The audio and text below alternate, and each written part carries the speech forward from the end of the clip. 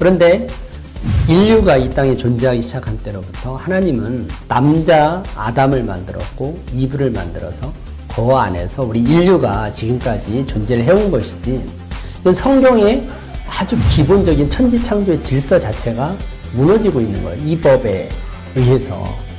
그 외에 분류하기 어려운 성이 뭔지를 모르겠어요. 그렇죠? 왜냐면 우리 주변에 여성 아니면 남성으로 분류가 되지, 그 외에 분류하기 어려운 성이 있을까? 적어도 제 주변에는 없는 것 같은데, 그리고 또 성별 정체성이라는 규정이 들어가 있잖아요. 너무 좋잖아요. 선택할 수 있다. 너는 너의 주관적 인식에 의해서 성별을 선택할 수 있어. 내가 여성인데, 내가 약간 남성적인 기질이 있는 것 같아. 혹시 내가 성별이 여성이 아니고 그 외에 분류하기 어려운 성별에 속하는 거 아니야? 라고 오히려 성별 정체성에 혼란을 겪게 돼요. 성별을 여성, 남성 그 외에 분류하기 어려운 성별로 하려는 이유는 딱 하나밖에 없어요. 동성결혼을 합법화시키기 위한 거예요. 법이라는 거는 우리 기독교인을 위해서 만드는 법이 아니고요. 기독교인을 배제하기 위해서 만드는 법도 아니에요. 법은 일반 국민 모두에게 적용되도록 만드는 게 법이에요. 일반 국민 모두에게 이 법이 영향을 받게 돼요. 나의 주민등록번호가 더 이상 사용할 수 없는 국가신원체계가 됩니다. 왜냐하면 그 외에 분류할 수 없는 성을 가진 사람들한테는 더 이상 주민등록번호를 부여할 수가 없어요. 그러면 이런 문제는 아주 심각한 문제잖아요. 주민번호 제도를 바꾸게 되면 우리의 모든 우리가 학교 다닐 때 들어갔던 기록, 모든 개인의 신상 기록은 다 주민번호에 의해서 우리 신상이 기록이 되고 있어요. 행정적으로. 이걸 다 바꿔야 되는 거잖아요. 엄청난 문제의 비용이 발생해요. 이거는 국민투표를 붙여야 돼요. 그래서 저는 교계나 또 진보적인 우리 기독교인들에게 하나님이 남자와 여자 그 외에 분류하기 어려운 성을 창조하신 적이 있느냐? 있다고 하면 괜찮다. 근데 그거는 정말 진리가 아니고 진실이 아니잖아요. 저는 우리 기독교 국회의원들한테 묻고 싶어요. 어떻게 하나님이 창조하신 사람에 대해서 부정하는 이런 법안에 찬성할 수가 있나요? 그게 가능하냐? 하나님은 남자와 여자를 창조하셨는데 그 외에 분류하기 어려운 성이 있다라고 하는 것이, 그게 어떻게 하나님을 믿는 사람으로서 그게 양심상 종교적 양심이 됐든 개인의 양심이 됐든 그게 어떻게 가능할까요? 저는 그걸 묻고 싶어요.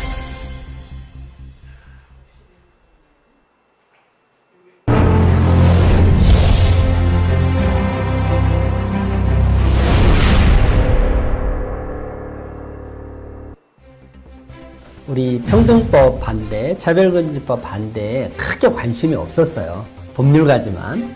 그래서 법의 내용도 한 번도 보지도 않았는데, 아내는 계속 이제 차별금지 반대를 위해서 기도를 이제 해왔는데, 아내가 얘기하는 거예요. 당신 법률가인데 이 법에 얼마나 많은 내용이 문제점들이 있는지 알아? 물어보는 거예요. 몰라. 모른다고 저는 대답을 했어요. 왜? 본 적이 없어요. 도대체 어떤 문제가 있다는 거예요. 차별을 금지하지 말라는데 예수님이 직접 말씀하셨거든요. 사람을 차별하지 마라. 가난하다고 차별하고 부자라고 더 해주고 높은 자리에 있다고 더 해주고 낮은 자리에 있다고 차별하지 마라 라고 야고보서에서 분명히 명시하고 있거든요. 얼마나 좋은 법이야, 찬성해야지 라고 생각을 하고 법을 보기 시작을 했어요. 근데 첫 번째 딱 걸린 게 정의 규정에서 성별 개념, 여성, 남성 그 외에 분류하기 어려운 성이 있다는 거예요. 그런데 인류가 이 땅에 존재하기 시작한 때로부터 하나님은 남자 아담을 만들었고 이브를 만들어서 그 안에서 우리 인류가 지금까지 존재를 해온 것이지, 이건 성경의 아주 기본적인 천지창조의 질서 자체가 무너지고 있는 거예요. 이 법에 의해서. 그 외에 분류하기 어려운 성이 뭔지를 모르겠어요. 그렇죠? 왜냐면 우리 주변에 여성 아니면 남성으로 분류가 되지, 그 외에 분류하기 어려운 성이 있을까? 적어도 제 주변에는 없는 것 같은데, 그리고 또 성별 정체성이라는 규정이 들어가 있잖아요. 너무 좋잖아요. 선택할 수 있다. 너는 너의 주관적 인식에 의해서 성별을 선택할 수 있어. 내가 여성인데 내가 약간 남성적인 기질이 있는 것 같아. 혹시 내가 성별이 여성이 아니고 그 외에 분류하기 어려운 성별에 속하는 거 아니야? 라고 오히려 성별 정체성에 혼란을 겪게 돼요. 성별을 여성, 남성 그 외에 분류하기 어려운 성별로 하려는 이유는 딱 하나밖에 없어요. 동성결혼을 합법화시키기 위한 거예요. 법이라는 거는 우리 기독교인을 위해서 만드는 법이 아니고요. 기독교인을 배제하기 위해서 만드는 법도 아니에요. 법은 일반 국민 모두에게 적용되도록 만드는 게 법이에요. 일반 국민 모두에게 이 법이 영향을 받게 돼요. 나의 주민등록번호가 더 이상 사용할 수 없는 국가신원체계가 되는 거예요. 왜냐하면 그 외에 분류할 수 없는 성을 가진 사람들한테는 더 이상 주민등록번호를 부여할 수가 없어요. 그러면 이런 문제는 아주 심각한 문제잖아요. 주민번호 제도를 바꾸게 되면 우리의 모든 우리가 학교 다닐 때 들어갔던 기록, 모든 개인의 신상 기록은 다 주민번호에 의해서 우리 신상이 기록이 되고 있어요. 행정적으로. 이걸 다 바꿔야 되는 거잖아요. 엄청난 문제의 비용이 발생해요. 이건 국민투표를 붙여야 돼요. 그래서 저는 교계나 또 진보적인 우리 기독교인들에게 하나님이 남자와 여자 그 외에 분류하기 어려운 성을 창조하신 적이 있느냐? 있다고 하면 괜찮다. 근데 그거는 정말 진리가 아니고 진실이 아니지 않느냐. 저는 우리 기독교 국회의원들한테 묻고 싶어요. 어떻게 하나님이 창조하신 사람에 대해서 부정하는 이런 법안에 찬성할 수가 있냐. 그게 가능하냐. 하나님은 남자와 여자를 창조하셨는데 그 외에 분류하기 어려운 성이 있다라고 하는 것이 그게 어떻게 하나님을 믿는 사람으로서 그게 양심상 종교적 양심이 됐든 개인의 양심이 됐든 그게 어떻게 가능할까요? 저는 그걸 묻고 싶어요.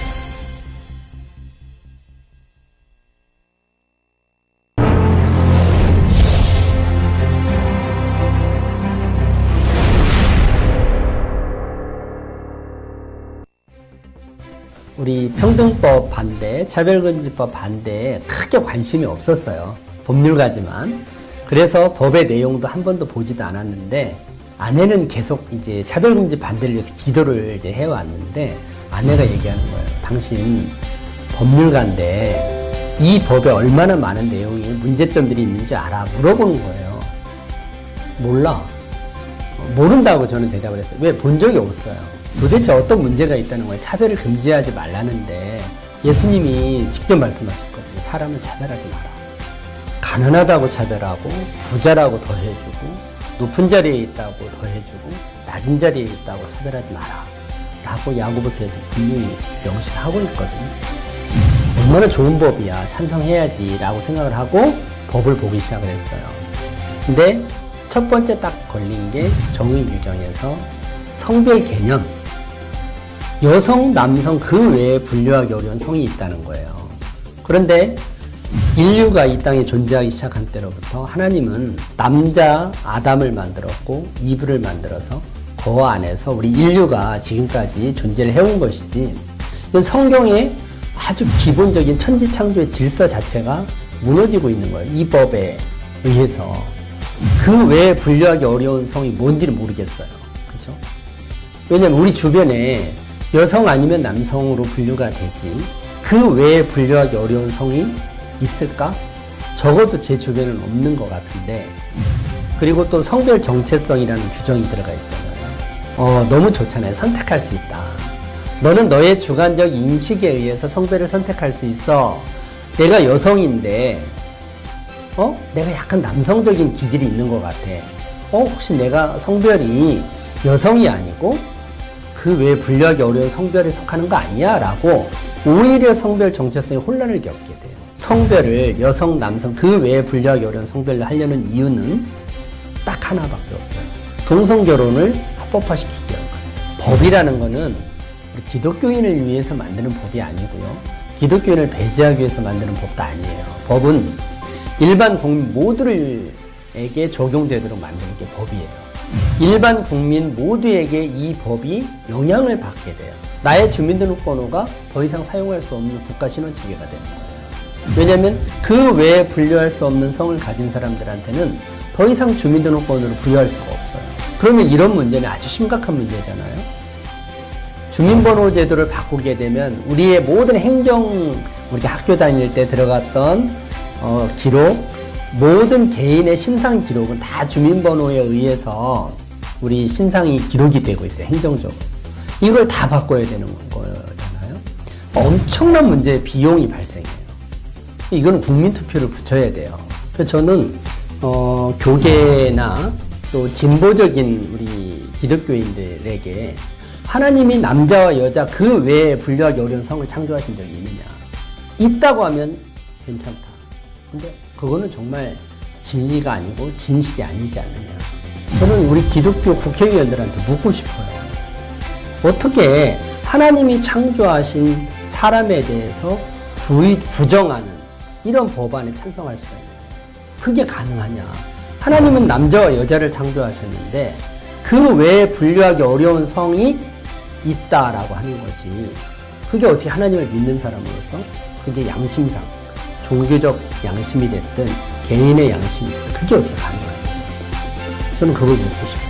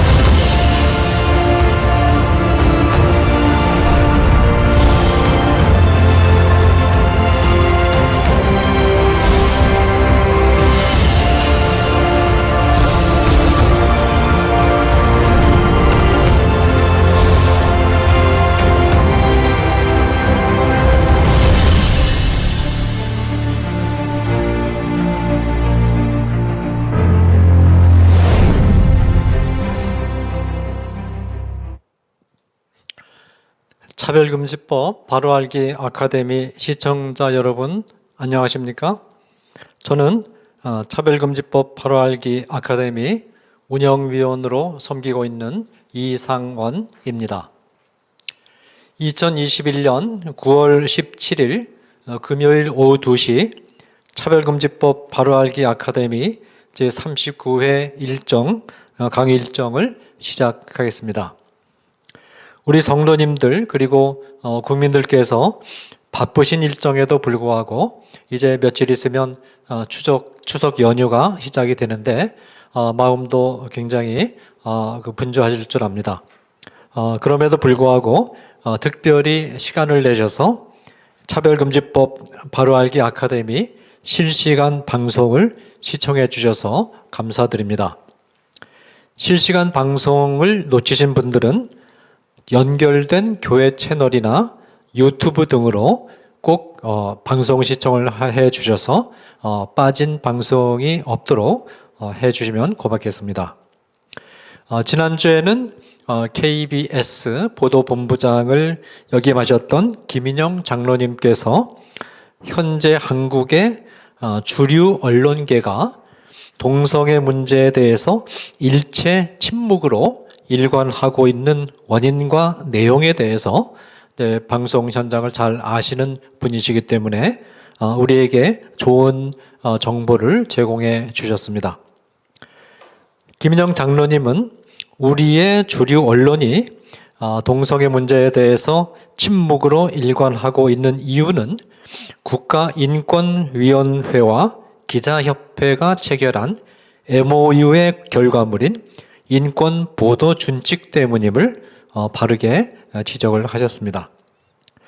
인권보도준칙은 모든 동성애에 대한 모든 형태의 부정적인 내용을 일체 보도하지 않는다는 것을 규정하고 있는데, 사실 이것이 이제 권고 사항임에도 불구하고 기자들에게 심리적인 압박감을 주어서 실질적으로는 동성애에 대한 부정적인 보도를 하지 못하게 하는 강제 조항처럼 지금 되어 버렸습니다.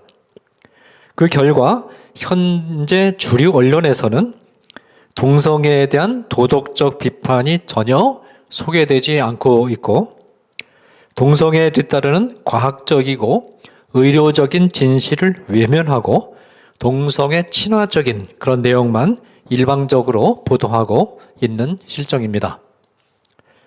주류 언론이 국민들 대다수의 여론을 형성하고 의식의 방향을 그리고 정보의 내용을 결정하는 데 끼치는 영향력은 막강합니다.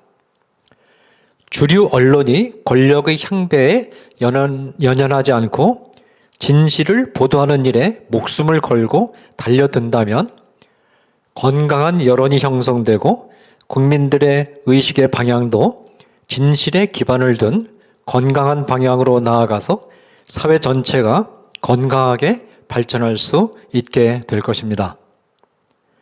주류 언론이 가진 막강한 영향력을 잘 알기 때문에 권력층은 주류 언론을 장악해서 자신들의 입장을 암암리에 대변하는 관변 언론과 같은 것으로 이용하고자 하는 강한 유혹을 받기 마련입니다. 유감스럽게도 현재 한국의 주류 언론은 동성애 문제를 비롯해서 국민들의 생활에 직접적으로 관련된 중요한 사안들에 대해서 진실에 기반한 보도를 하지 않고 권력층의 눈치를 보면서 보도를 하고 있는 것이 아닌가 하는 강한 의구심을 갖게 합니다. 주류 언론이 권력층에 의해서 장악이 될 때 국민의 여론은 거짓에 근거하고 권력층의 정치적 이익을 대변하는 여론으로 전락할 위험이 있으며, 이와 같이 은밀하게 조작된 여론이 국민의 뜻으로 선전되는 경우 국민의 뜻이 전체주의적 독재를 정당화하는 도구로 이용될 수 있습니다.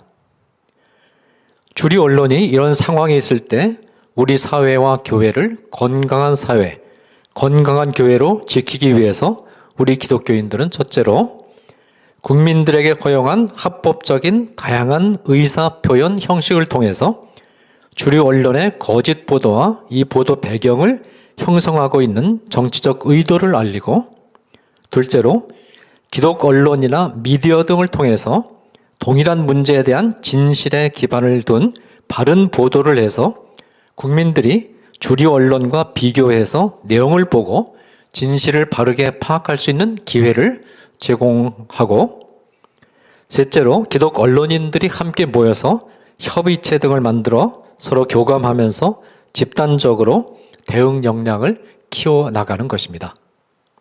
우리 김인영 장로님의 강의가 적어도 이와 같은 일들을 강화시켜 나가는 좋은 계기가 될 수 있기를 기대합니다. 오늘은 법률 전문가 한 분을 모시고 강의를 듣겠습니다. 오늘 강의를 진행해 주실 변호사님은 윤용근 변호사님이십니다. 윤용근 변호사님은 현재 법무법인 L+ 대표로 계시며 언론중재위원회 위원, 한국저작권위원회 위원, 서울지방노동위원회 공익위원, 그리고 특별히 복음법률가회 운영위원으로 섬기고 계십니다.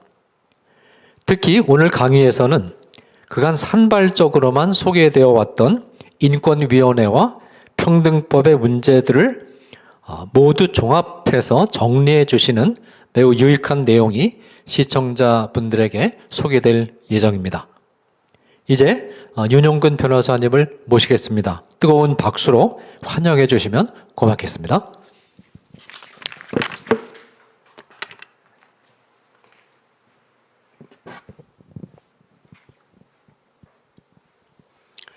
예, 여러분 반갑습니다. 방금 소개받은 윤용근 변호사입니다. 많이 부족한 종을 차별금지법 바로알기 아카데미를 통해서 세워주신 은혜에 감사하면서 짧게 기도하고 시작하도록 하겠습니다. 태초에 말씀으로 천지를 창조하시고 사람을 창조하신 하나님 아버지 감사합니다. 하나님, 이 시간 차별금지법 바로알기 아카데미를 통하여서 하나님 국가인권위를 중심으로 하나님을 대적하는 나쁜 법인 차별금지법, 평등법이 어떠한 문제가 있고 우리가 왜 이것을 반대해야 되는지 그것을 알아갈 수 있는 귀한 시간이 되게 하여 주시옵소서. 이 시간 성령 하나님께서 임재하여 주시고 우리의 생각과 우리의 귀와 우리의 마음을 주관하여 주시옵소서. 감사드리며 주 예수 그리스도의 이름으로 기도합니다. 아멘. 네, 오늘 주제는 인권위의 평등법 주장을 팩트체크한다라는 주제인데요. 사실은 제가 이 자리에서 평등법에 어떤 문제가 있고 차별금지법에 어떤 문제가 있는지 또 인권위의 평등법 주장을 팩트체크할 수 있는 자격이 있는지는 잘 모르겠습니다. 왜냐하면 부끄럽게도 저는 사실 불과 1년 전까지만 해도 이 차별금지법에 대해서 그렇게 큰 관심이 없었습니다. 나아가서 이거는 인권과 관련된 법이니까 필요하지 않을까라는 생각을 하기도 했던 것이 사실입니다. 근데 이제 아내는 차별금지법 반대를 위해서 계속 중보기도를 하고 있었고요. 어느 날 저에게 심각하게 물어보는 겁니다. 당신은 법률 전문가인데 차별금지법에 어떤 문제가 있는 거야 도대체? 라고 묻는데 제가 답변을 못했습니다. 왜냐하면 사실 한 번도 본 적도 없고요. 내용도 알지를 못했습니다. 그래서 다음날 아내에게 이 차별금지법 내가 좀 공부 좀 해서 이 법이 왜 필요하다라는 사실을 알려주기 위해서 법을 국회 의안정보과에 들어가서 차별금지 법안을 다운로드 받아서 읽어보기 시작했습니다. 1조부터 2조, 3조, 4조 법률안을 끝까지 읽어봤는데 정말 놀라웠습니다. 차별금지법 2조 정의 규정에 딱 들어가서 제가 첫 번째 부딪힌 것이 바로 사람의 성별에 대한 것이었습니다. 성별은 여성, 남성 그 외에 분류할 수 없는 성을 말한다. 이렇게 규정이 되어 있었습니다. 내가 알지 못하는 성별이 있었나? 하나님은 분명히 사람을 창조하실 때 남자와 여자로 창조하셨는데 이 법에서는 왜 이런 규정을 두려고 하지? 왜 이런 규정이 필요하지라는 의문을 갖게 됐고 그래서 법률을 끝까지 읽어봤습니다. 차별금지법을 제가 내용을 다 읽어보고 나서 느낀 결과는 이것은 인권을 위한 법률이 아니라 국가인권위원회를 위한 법률이구나라는 사실을 알게 됐고 법적으로 너무나 심각한 문제가 있다는 사실을 알게 됐습니다. 알고 나니까 말을 하지 않을 수는 없었습니다. 알고 나니까 법률안을 반대한다는 의견을 표현하지 않을 수 없었습니다. 그래서 그때부터 저도 이제 어떤 토론에도 참여를 하게 되고요. 논문도 쓰게 되고 또 오늘 이 자리까지 와서 여러분 앞에 국가인권위가 주장하는 평등법에 대한 주장을 팩트체크하는 그런 시간을 갖게 됐습니다. 먼저 법안 발의와 관련돼서 이 지금 법안이 어떻게 발의가 되어 있고 또 그것이 국회에서 어떻게 진행되고 있는지를 좀 간단하게 살펴보려고 합니다. 차별금지법이 2020년 6월 29일 21대 국회가 개원하자마자 정의당을 중심으로 해서 발의가 됐습니다. 그리고 우리는 이 법안을 반대하기 위해서 1년 동안 열심히 싸워왔죠. 그런데 2021년 올해 들어와서 또 이번에는 이름이 바뀌어서 평등법안이 제출됐습니다. 평등법안이 6월 16일 이상민 의원을 발의를 했고요. 또 8월 9일 박주민 의원이 발의를 했고요.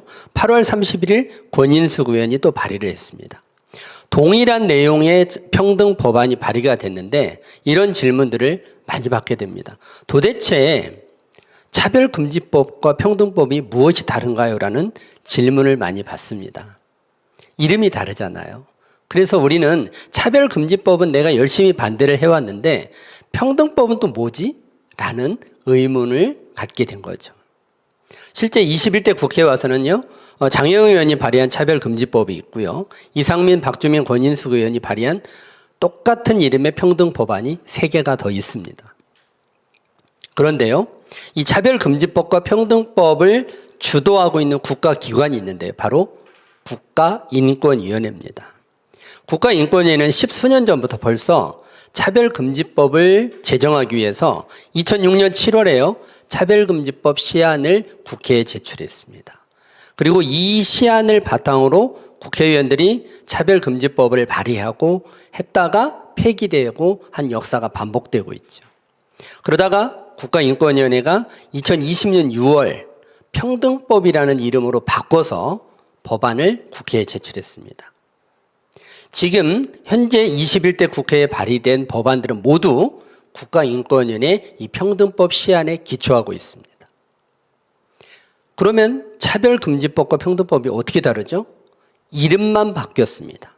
차별이라는 단어가 들어가서 사람들, 국민들에 의해 반감을 사게 되니까 국가인권회가 이번에는 차별이란 말을 빼버리고 평등에 관한 법률, 평등법으로 이름을 바꾼 것입니다. 내용은 거의 대동소이합니다. 오히려 차별금지법보다 훨씬 더 교묘하게 법안을 피해가고 있습니다. 그리고 국가인권위원회가 이 법안을 주도하다 보니까 차별금지법, 평등법 발의에 참여한 국회의원들을 보면 중복되는 경우가 상당히 많습니다. 그러면 왜 국가인권위원회는 많은 국회의원들을 동원해서 이렇게 중복적으로 법안을 발의하고 있을까요? 그 의도가 있습니다. 그 의도는 입법 과정에서 이렇게 많은 법률안이 발의가 됐기 때문에 이제는 평등법 제정이 필요하다라는 필요성을 정당화시키기 위한 것입니다. 그리고 여론을 집중적으로 몰아가기 위한 것입니다. 우리가 그 의도를 바로 알고 이에 대응해야 될 필요가 있는 것이죠. 우리는 평등법을 반대하고 있습니다. 왜 반대할까요? 그 이유를 명확히 할 필요가 있습니다. 최근에 평등법 제정 반대 국민청원을 한 적이 있습니다. 놀랍게도요, 최단 시간에 10만 명이 달성이 됐습니다. 아마 청원의 역사상 이렇게 빨리 국민들이 10만 명을 채운 경우는 없을 것 같습니다. 일반 국민들도 반대를 하고요. 저와 같은 법률 전문가들도 반대합니다. 왜 반대할까요? 이 법안에 분명한 법적인 심각한 문제가 있기 때문에 평등법 법안을 반대하고 있는 것입니다. 우리 기독교에서도 차별금지법, 평등법을 반대합니다. 왜 반대하는지 그 이유를 간략하게만 살펴보도록 하겠습니다. 바로 성적 지향 규정이 있기 때문에 반대를 합니다. 그런데 여러분, 성적 지향이 다르다고 반대한다? 이건 너무 논리적이지도 않고 이성적이지도 않지 않을까요? 그렇지 않습니다. 바로 이 성적 지향이라는 규정 안에 동성애를 포함하고 있기 때문에 그렇습니다. 확인해 볼까요?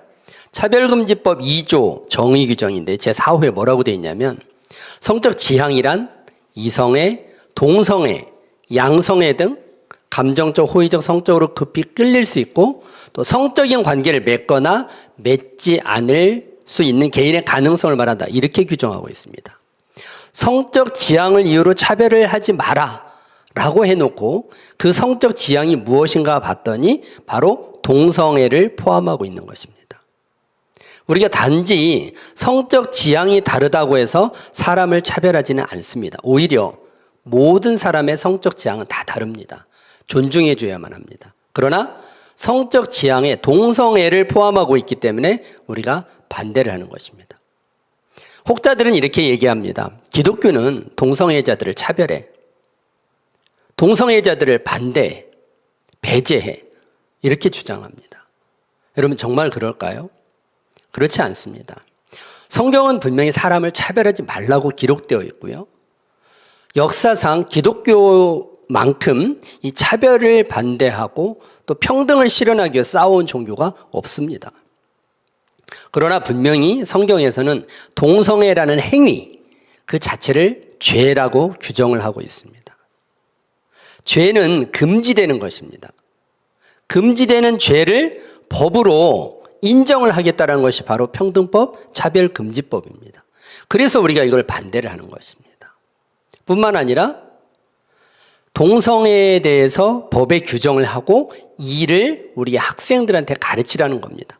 동성애적인 성교육을 유치원부터 초등학교, 중학교, 고등학교 우리 어린 아이들한테, 자녀들에게 교육을 해야만 합니다.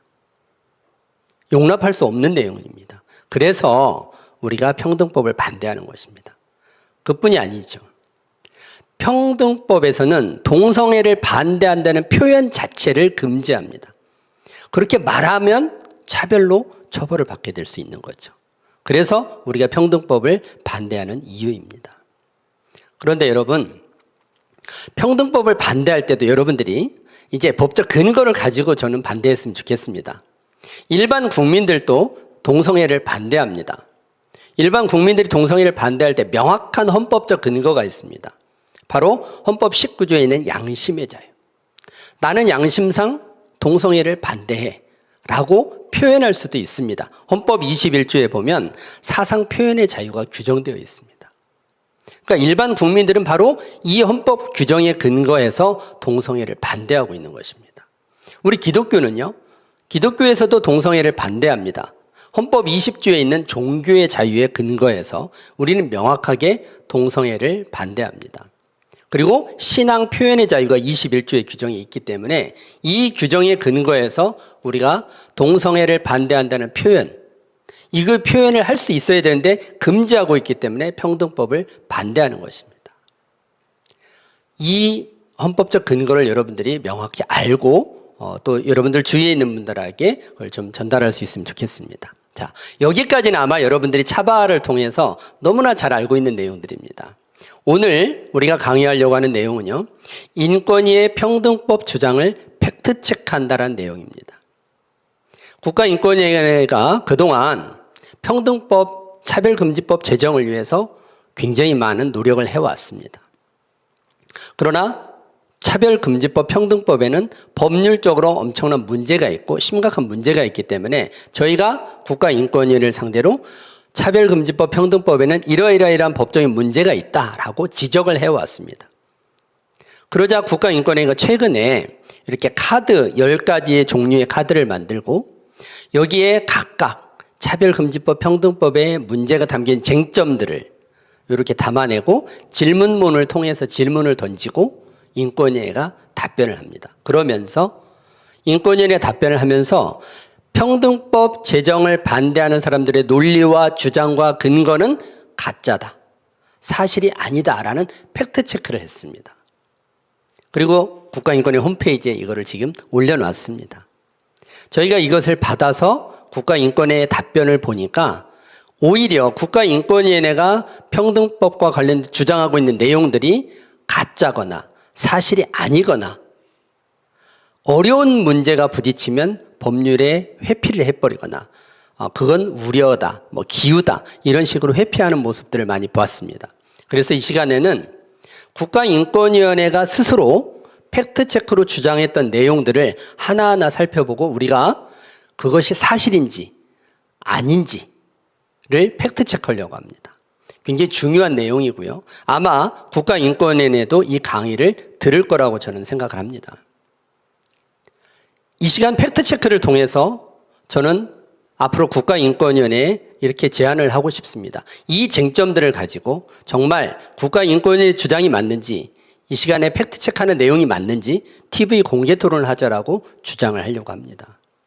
그렇게 해서 일반 국민들이 도대체 평등법에, 차별금지법에 어떠한 문제가 있는지, 문제가 없는데 반대하는 사람들이 억지 논리를 주장하는 것인지 이 팩트체크를 통해서 알게 하고 제정에 찬성하든 반대하든 선택할 수 있게 하자라는 것입니다. 자, 한번 시작해 보도록 하겠습니다. 네, 팩트체크 첫 번째. 차별금지법이나 평등법 제정과 관련돼서 이런 쟁점이 있습니다. 이 차별을 포괄적으로 규율하는 법률 제정 굳이 필요할까라는 쟁점이 있습니다. 앞으로 팩트체크하는 과정은 이렇습니다. 질문문이 질문을 던집니다. 그리고 국가인권위가 이에 대해서 답변을 합니다. 그러면 국가인권위의 답변이 사실인지 허위인지를 팩트체크하는 순서로 진행하려고 합니다. 그래서 질문문과 국가인권위원회 답변은 국가인권위가 스스로 밝힌 내용을 그대로 살려두었습니다. 자, 첫 번째 질문 볼까요? 질문문 이렇게 질문하네요. 차별 사유와 영역을 규율하는 개별법들도 많이 있잖아요. 장애인 차별금지법, 양성평등기본법, 남녀고용평등법. 그런데 차별을 포괄적으로 규율하는 평등법 제정이 굳이 필요한가요? 라고 질문을 합니다. 꽤 똑똑하지요? 네. 그랬더니 국가인권위가 이렇게 답변합니다. 예, 맞아요. 차별 사유와 영역을 규율하는 개별법들도 많이 있습니다. 그렇지만 개별법들은 차별 영역이 정해져 있어서 포괄적으로 다루지 않는 공백이 발생해요. 그리고 강제성이 없기 때문에 차별을 포괄적으로 규율하는 법률 제정이 필요하다라고 답변을 합니다. 사실이 그럴까요? 아닙니다. 우리나라는 이미 차별금지법 평등법에 규정하려고 하는 23가지 차별금지 사항에 대해서 대부분 각 차별 영역마다 이를 금지하는 개별적 차별금지법이 있습니다. 뿐만 아니라요, 국가인권위원회 존립 근거가 되고 있는 국가인권위원회법 2조 4호에 보면요, 성별, 종교, 연령, 국적, 가족 형태, 출신 지역 등 19가지 사유에 대해서 차별을 포괄적으로 규율하는 금지 규정이 이미 마련되어 있습니다. 그렇기 때문에 개별법이 다루지 않는 공백이 발생해서 차별을 포괄적으로 규율하는 평등법 제정이 또 필요하다라는 국가인권위의 주장은 전혀 사실이 아닙니다. 한번 확인해 볼까요? 네, 현재 우리나라에 지금 개별적 차별금지법들이 이렇게 많이 있습니다. 남자와 여자의 양성의 평등을 기본으로 하는 양성평등기본법이 있고요. 고용에 있어서 남자와 여자를 차별하지 말라는 남녀고용평등법이 있고요.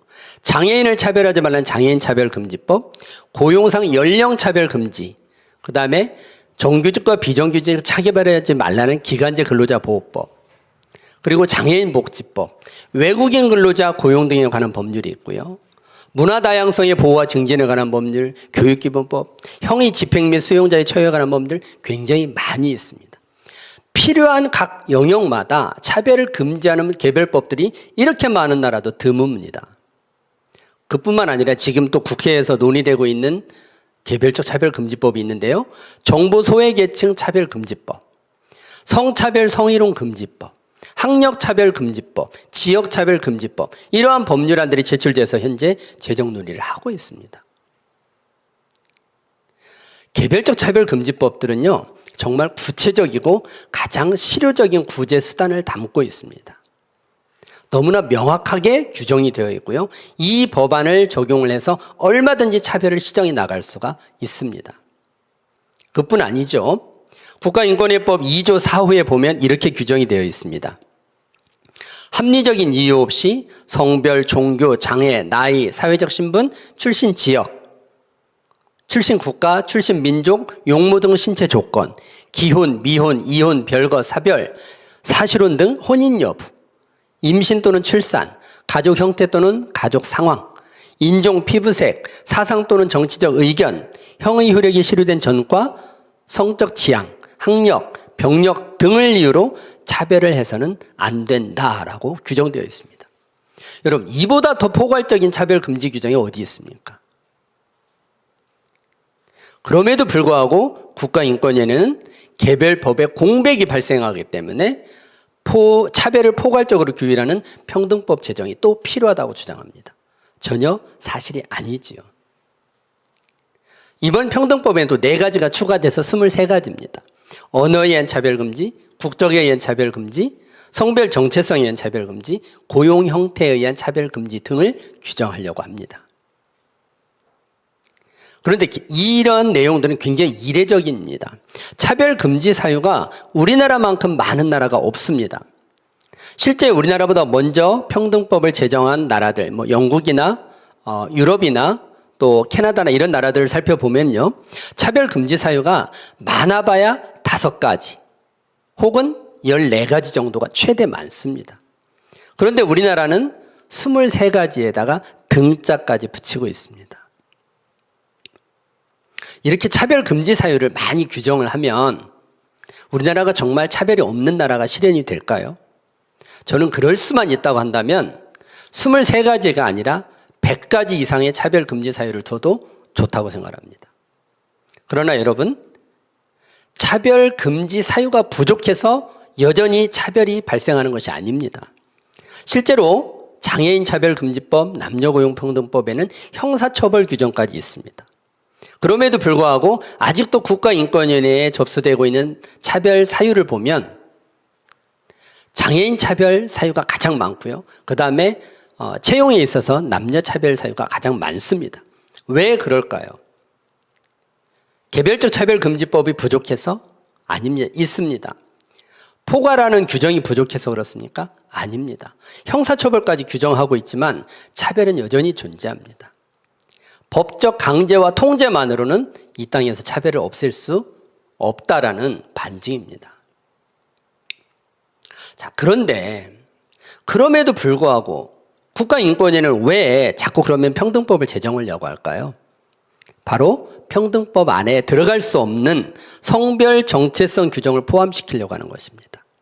성별 개념에 그 외에 분류하기 어려운 성을 포함하기 위한 것입니다. 이를 통해서 동성애를 위한 성적 지향 규정을 포함시키고요. 이를 통해서 동성 결혼까지 합법화하려고 하는 그런 전 단계로 바로 평등법 제정을 하려고 하는 것입니다. 그래서 평등법에서 성별 정체성, 그 외에 분류하기 어려운 성적 지향, 이걸 규정하고 안 지키면 징벌적 손해배상 책임 가하고요. 시정 명령을 내리고요. 이행 강제금을 부과하는 강력한 법적인 통제 장치를 마련하기 위한 의도인 것입니다. 정리합니다. 차별을 포괄적으로 규율하는 법률 제정 굳이 필요한가요? 아닙니다. 이미 있잖아요. 국가인권위원회법에 이미 규정되어 있습니다. 19가지 사유에다가 등자까지 포함되어 있습니다. 자, 팩트체크 두 번째입니다. 평등법은 개인의 사적 영역에 대한 과도한 국가 개입이 아닌가요? 라는 쟁점이 있습니다. 그러니까 우리 질문문이 이렇게 질문하네요. 아니, 국가가 무슨 권리로 사적인 개인 관계까지 개입하나요? 라고 질문합니다. 왜냐하면 평등법에서는요, 개인의 성생활 관계 부분까지도 개입하는 규정이 있기 때문에 그렇습니다. 그러니까 인권위가 이렇게 답변을 합니다. 현대 복지국가에서는 공공복리 증진이나 사회정의 실현을 위해서 다양한 방법으로 국가의 사적 영역 개입이 필요합니다. 라고 답변합니다. 사실이 그럴까요? 확인해 보겠습니다. 여러분, 평등만큼 정말 중요한 것이 뭐냐면 개인의 자유입니다. 국가가 평등이라는 이름으로 국민 생활의 모든 사적 영역에 성적인 영역까지 개입하려고 한다는 것은 대단히 위험한 발상입니다. 다른 것을 다르다라고 표현하는 그 구별, 이러한 구별도 차별로 규정하면서 표현을 금지합니다. 평등법에서 말하는 평등은 이미 우리 헌법에 규정되어 있는 평등의 개념을 벗어난 침해에 해당하는 것입니다. 정리해 보겠습니다. 평등법은 개인의 사적 영역에 대한 과도한 국가 개입이 아닌가요? 맞습니다. 국민의 모든 사적 영역에 국가가 개입하는 것은 과도하지요. 네, 팩트체크 세 번째입니다. 불명확한 차별 개념에 따른 법치주의 원칙 위배 아닌가요? 라는 쟁점이 있습니다. 질문문이 이렇게 질문합니다. 혐오나 괴롭힘은 피해를 받았다고 주장하는 사람의 주관적 판단에 따라 좌우되는 거라서 너무 불합리하지 않나요? 라고 질문합니다. 여러분, 그렇지 않나요? 혐오, 괴롭힘, 이거는 피해를 받았다고 하는 사람의 주관적 판단에 따라 좌우되는 거죠. 너무 불합리하지 않나요? 라고 질문합니다. 그러니까 인권위가 이렇게 답변합니다. 평등법은 괴롭힘의 개념을 명확히 규정하고 있어서 법관의 보충적 해석이 필요할 수도 있지만 적용 과정에서 자의적인 법 적용을 우려할 필요는 없어요. 라고 답변합니다. 여러분들 사실 그럴까요? 한번 규정을 한번 살펴보겠습니다. 평등법 제3조의 정의 규정이 나와 있어요. 여기 보면 괴롭힘에 대한 정의 규정이 있는데요. 이렇게 규정이 되어 있습니다. 괴롭힘이란 특정 개인이나 집단에 대하여 다음 강목의 어느 하나에 해당하는 행위로 신체적 고통을 주거나 정신적 고통을 주는 경우를 말한다. 이렇게 되어 있습니다. 그러니까 괴롭힘은 정신적 고통을 주기만 해도 성립합니다. 어떤 경우냐? 적대적, 위협적 또는 모욕적 환경을 조성하는 행위를 주면 괴롭힘에 해당합니다. 모욕적 환경을 조성하는 것이 무엇일까요? 여러분들이 읽으면 알 수 있다라고 국가인권에는 말합니다. 두 번째요. 수치심, 모욕감, 두려움 등을 야기하는 행위를 하면 괴롭힘에 해당합니다. 두려움 등을 야기하는 행위가 뭐죠? 저야 굉장히 선하게 생겼는데 좀 험상궂은 사람이 눈을 치켜뜨면 두려움 등을 야기하는 행위가 될까요? 안 될까요? 괴롭힘에 해당할 여지가 있겠지요. 또 멸시, 모욕, 위협 등 부정적 관념의 표시를 하면 괴롭힘에 해당합니다. 선동 등의 혐오적 표현을 하는 행위도 괴롭힘에 해당한다고 합니다. 일반 국민들 입장에서는 어떤 경우가 모욕적 환경을 조성하는 행위인지, 두려움 등을 야기하는 행위인지, 부정적 관념의 표시라는 게 뭐죠? 조금 싫은 소리를 하면 안 된다는 거죠. 앞으로는 좋은 말만 해야 되고 긍정적인 언어만 사용해야 됩니다. 이건 너무 좋은 것 같습니다. 그러나 부정적 관념의 표시를 한 것만으로 괴롭힘을 당했다라고 정신적 고통을 주장하면 여러분들이 아니에요. 나는 괴롭히지 않았어요. 라고 여러분들이 주장하고 여러분들이 입증을 해야 되는 문제가 발생합니다. 전혀 제가 볼 때는 법률 용어가 명확하지 않은데요. 국가인권위는 명확하다라고 주장을 합니다. 제가 법안을, 법률의 규정을 이해하는 능력이 부족할 수도 있겠습니다. 여러분들은 어떨까요? 명확합니까? 네. 불합리합니다. 괴롭힘이라는 건요, 어떤 행위뿐만 아니라 부정적 표현까지도 포함하는 포괄적 개념입니다. 그러다 보니까 당사자 간의 관계나 발생 계기 근거, 발생 상황 등을 고려하지 않습니다. 매우 광범위하게 적용됩니다. 무엇보다 이 괴롭힘 성립 여부의 판단은요, 피해자라고 주장하는 사람의 주관적 고통 유무에 따라 달라지는 것이기 때문에 상대방은 전혀 예측할 수가 없어요. 규제 입법은 무엇가 금지되는지에 대한 명확한 법률 용어를 사용하는 것이 핵심입니다. 평등법은 규제 입법이에요. 그럼에도 불구하고 불명확한 법적 개념을 사용하고 있어서 법치주의 원칙에 위배되는 것입니다. 정리합니다. 불명확한 차별 개념에 따른 법치주의 원칙 위배 아닌가요? 맞습니다. 괴롭힘, 구별 등은 너무 주관적 개념이에요. 그러니까 우리 질문문이 또 이렇게 질문합니다. 팩트체크 네 번째. 이번에는 성별과 관련된 것입니다. 여성이나 남성으로 분류되지 않는 그 외에 분류하기 어려운 성이라는 이 제3의 성을 성별 개념에 넣는 것이 과도하지 않나요? 라는 쟁점이 있습니다. 정말 중요한 쟁점이고요. 우리가 반드시 확인해 봐야 될 내용입니다. 질문문이 이렇게 질문합니다. 성별이 남성 아니면 여성이지 그 외에 분류하기 어려운 성까지 성별 개념에 넣는 것은 과도하지 않아요? 라고 질문합니다. 여러분들도 이런 질문을 할 수 있어야 됩니다. 그러니까 인권위는 이렇게 답변합니다. 평등법에서 말하는 그 외에 분류하기 어려운 성이라는 것은 주로 간성의 성징을 지칭하는 문구예요 라고 답변하고 있습니다. 여러분 정말 그럴까요? 우리 기독교는 하나님의 창조를 믿습니다. 하나님은 창세기 1장에 보면 사람을 창조하셨고 남자와 여자로 창조하셨습니다. 그 어디에도 그 외에 분류하기 어려운 성을 창조하셨다는 내용이 없습니다. 그럼에도 불구하고 평등법에서는요, 성별이란 여성, 남성 그 외에 분류하기 어려운 성을 말한다라고 규정하려고 합니다. 그래서 우리가 이 평등법을 반대하는 것입니다. 하나님의 창조 원리를 부정하고 있기 때문에 반대하는 것입니다. 성경을 부정하기 때문에 반대하는 것입니다. 너무나 명확합니다. 다른 이유를 찾아야 될 이유가 없습니다. 일반 국민들도요, 사람의 성별 기준에 대해서는 증거 기반의 원칙에 의한 생물학적 기준으로 남자와 여자로 분류되어야 된다라고 생각을 합니다. 그렇게 믿고 있는 사람들이 대부분입니다. 일반 국민들도요, 그 외에 분류하기 어려운 성이 무엇인지도 모르고요, 그러한 성을 왜 인정해야 되는지도 모릅니다. 우리가 평등법을 반대하는 이유는 너무나 명확합니다. 바로 하나님의 창조를 부정하기 때문에 반대를 하는 것입니다. 자, 그러면 국가인권위원회가 이야기하고 있는 간성에 대해서 한번 확인해 보겠습니다. 저는 의사는 아닙니다. 그래서 전문의학에 제가 여쭤봤습니다. 간성이 도대체 뭔지. 이렇게 말씀해 주셨어요. 의학적으로 간성이라는 것은 생식기나 성호르몬, 염색체의 구조와 같은 신체적 특징이 이분법적 구조, 그러니까 남성 또는 여성에 들어맞지 않는 사람을 가리킨다. 그런데 이 간성을 의학적 용어로는 선천성 미분화 질환이라고 말한다고 합니다. 그렇기 때문에 선천성 미분화 질환을 갖고 있는 간성에 해당하는 사람들에 대해서는 조기 진단이 필요하고요, 의료적 지원이 필요하다고 합니다. 맞습니다.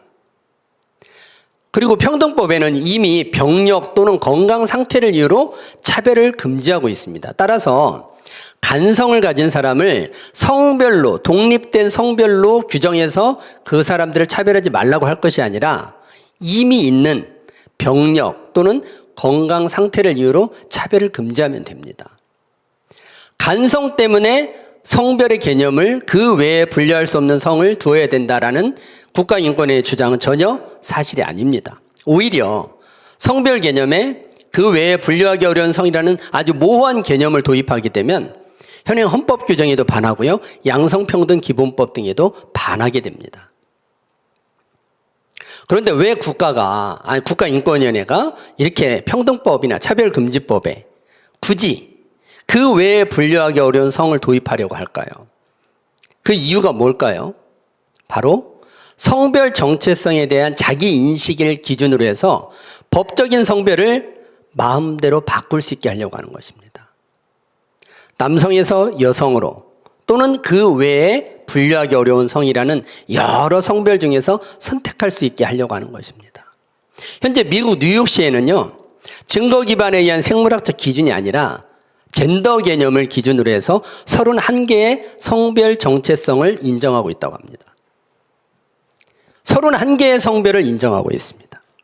우리나라도요, 성별 개념에 그 외에 분류하기 어려운 성을 도입하게 되면 뉴욕시처럼 31개의 성별을 인정해야 되고요, 그 이상의 성별을 인정하게 되는 것입니다. 실제로요, 100% 남성인 사람, 100% 여성인 사람, 50% 남성, 50% 여성, 70%, 30%, 30%, 70% 이러한 조합을 통해서 미국 뉴욕시는 31개의 성별을 인정합니다. 왜 인정을 해야 되는지 필요성은 저희가 알지를 못합니다.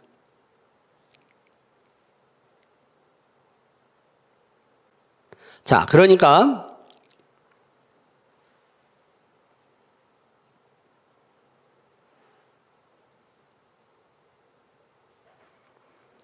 예.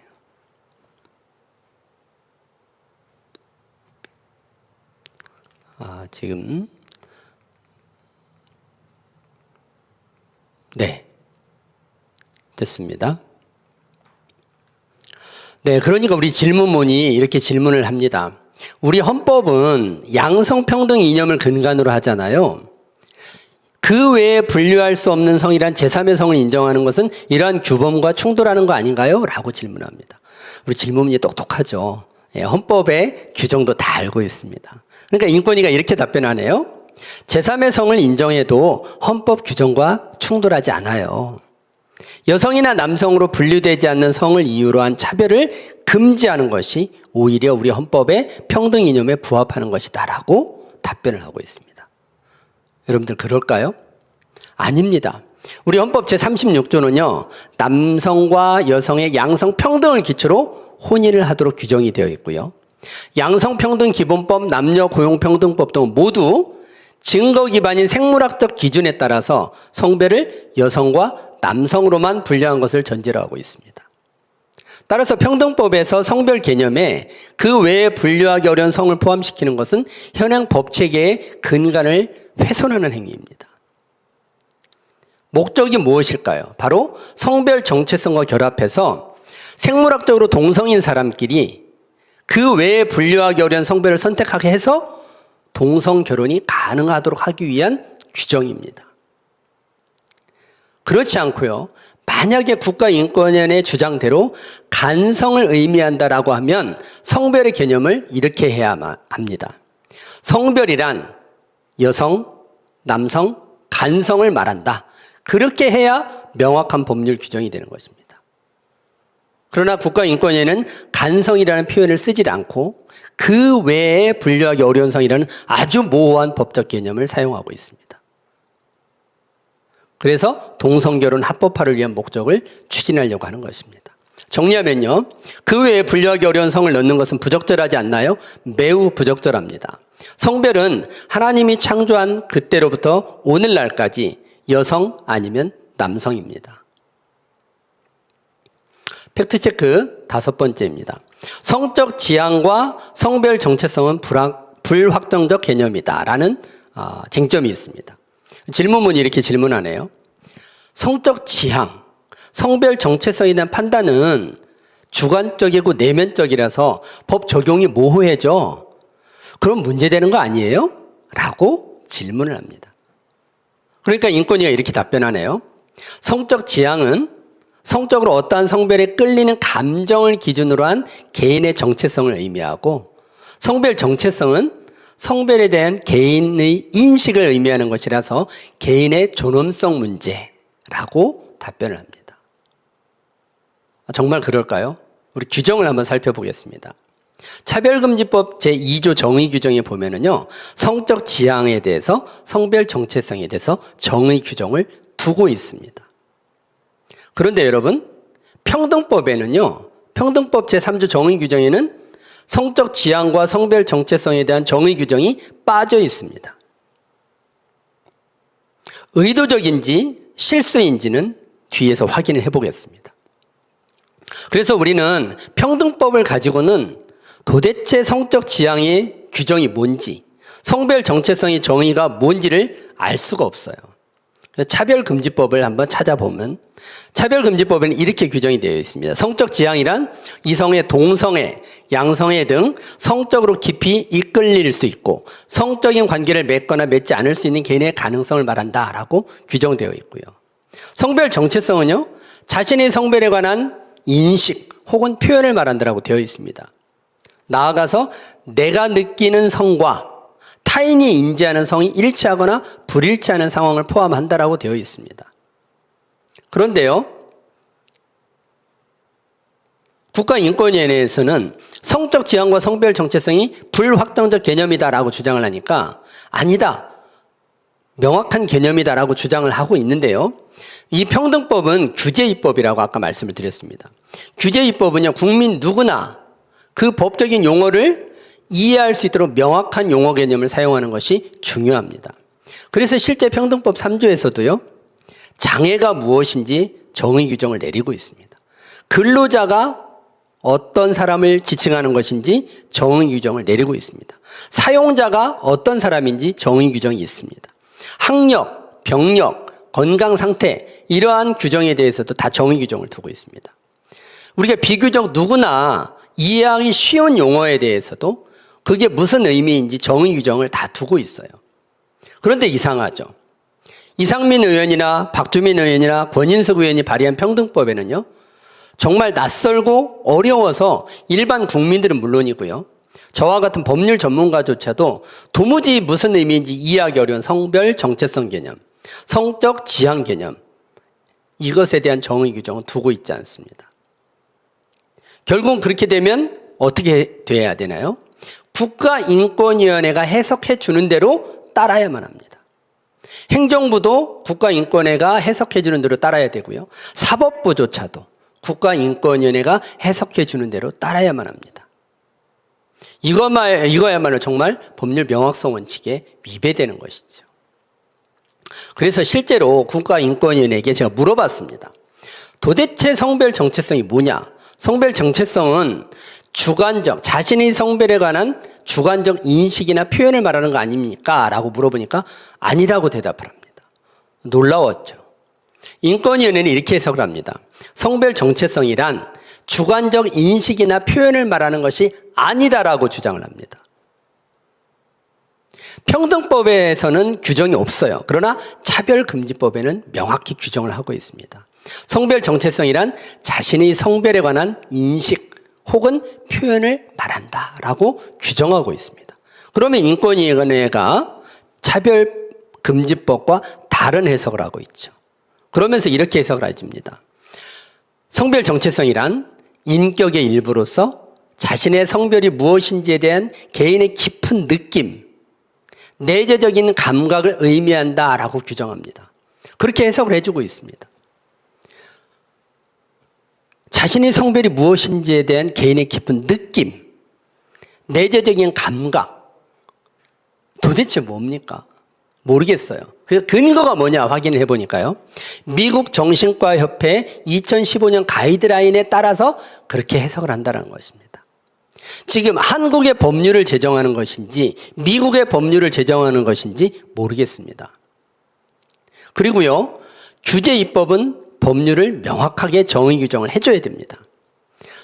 비교적 우리가 이해할 수 쉬운 근로자 개념, 사용자 개념, 학력의 개념 이런 것들도 다 규정을 하면서 왜? 그토록 어려운 성별 정체성 균형, 미국의 정신과 협회의 2015년 가이드라인을 알아야만 비로소 해석이 가능한 규정에 대해서는 정의 규정을 빠뜨렸을까요?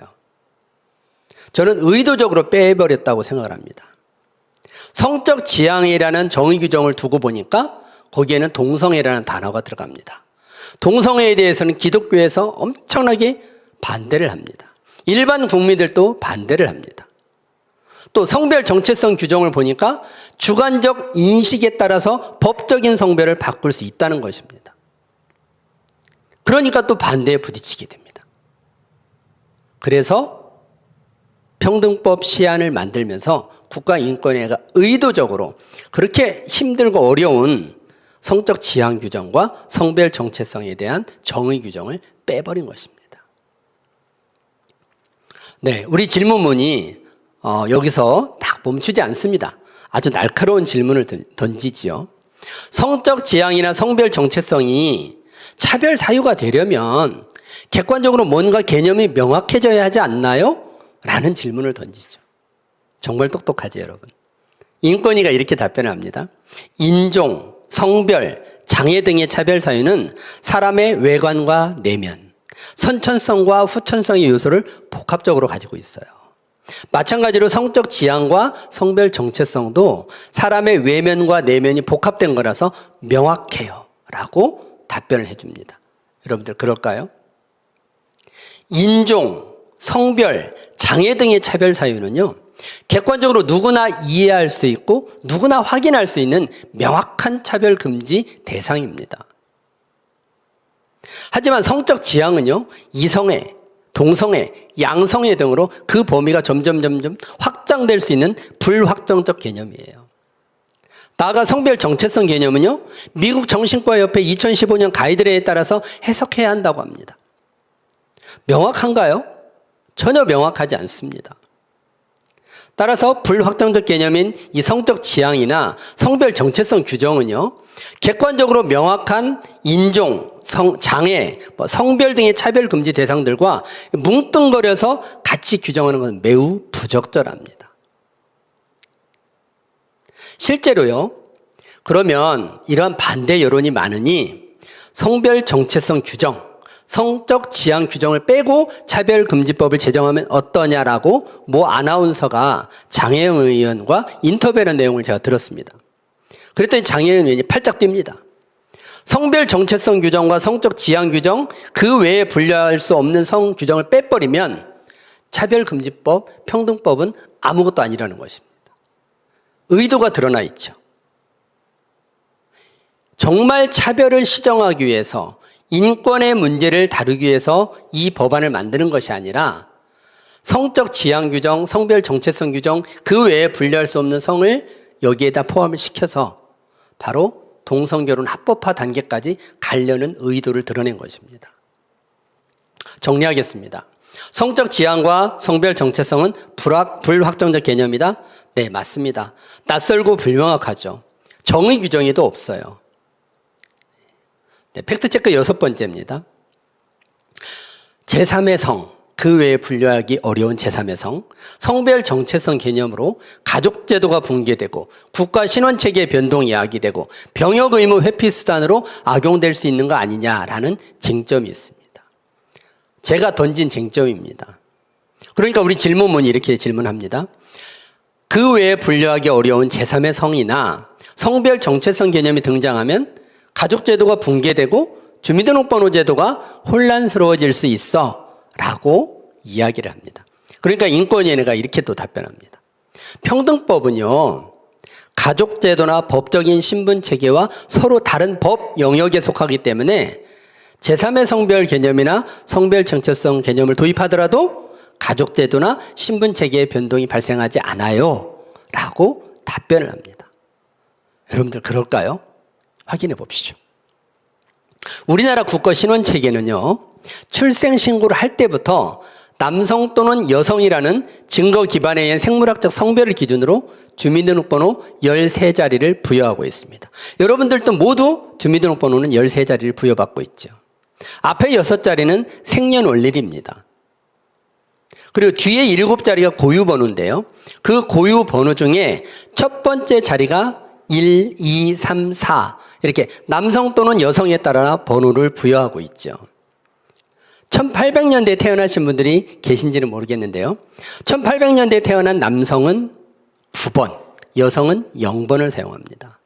그리고요, 5, 6, 7, 8번은 외국인 등록번호로 사용을 합니다. 그러니까 우리나라는요, 1, 2, 3, 4, 5, 6, 7, 8, 9, 0번까지 모두 사용을 하고 있죠.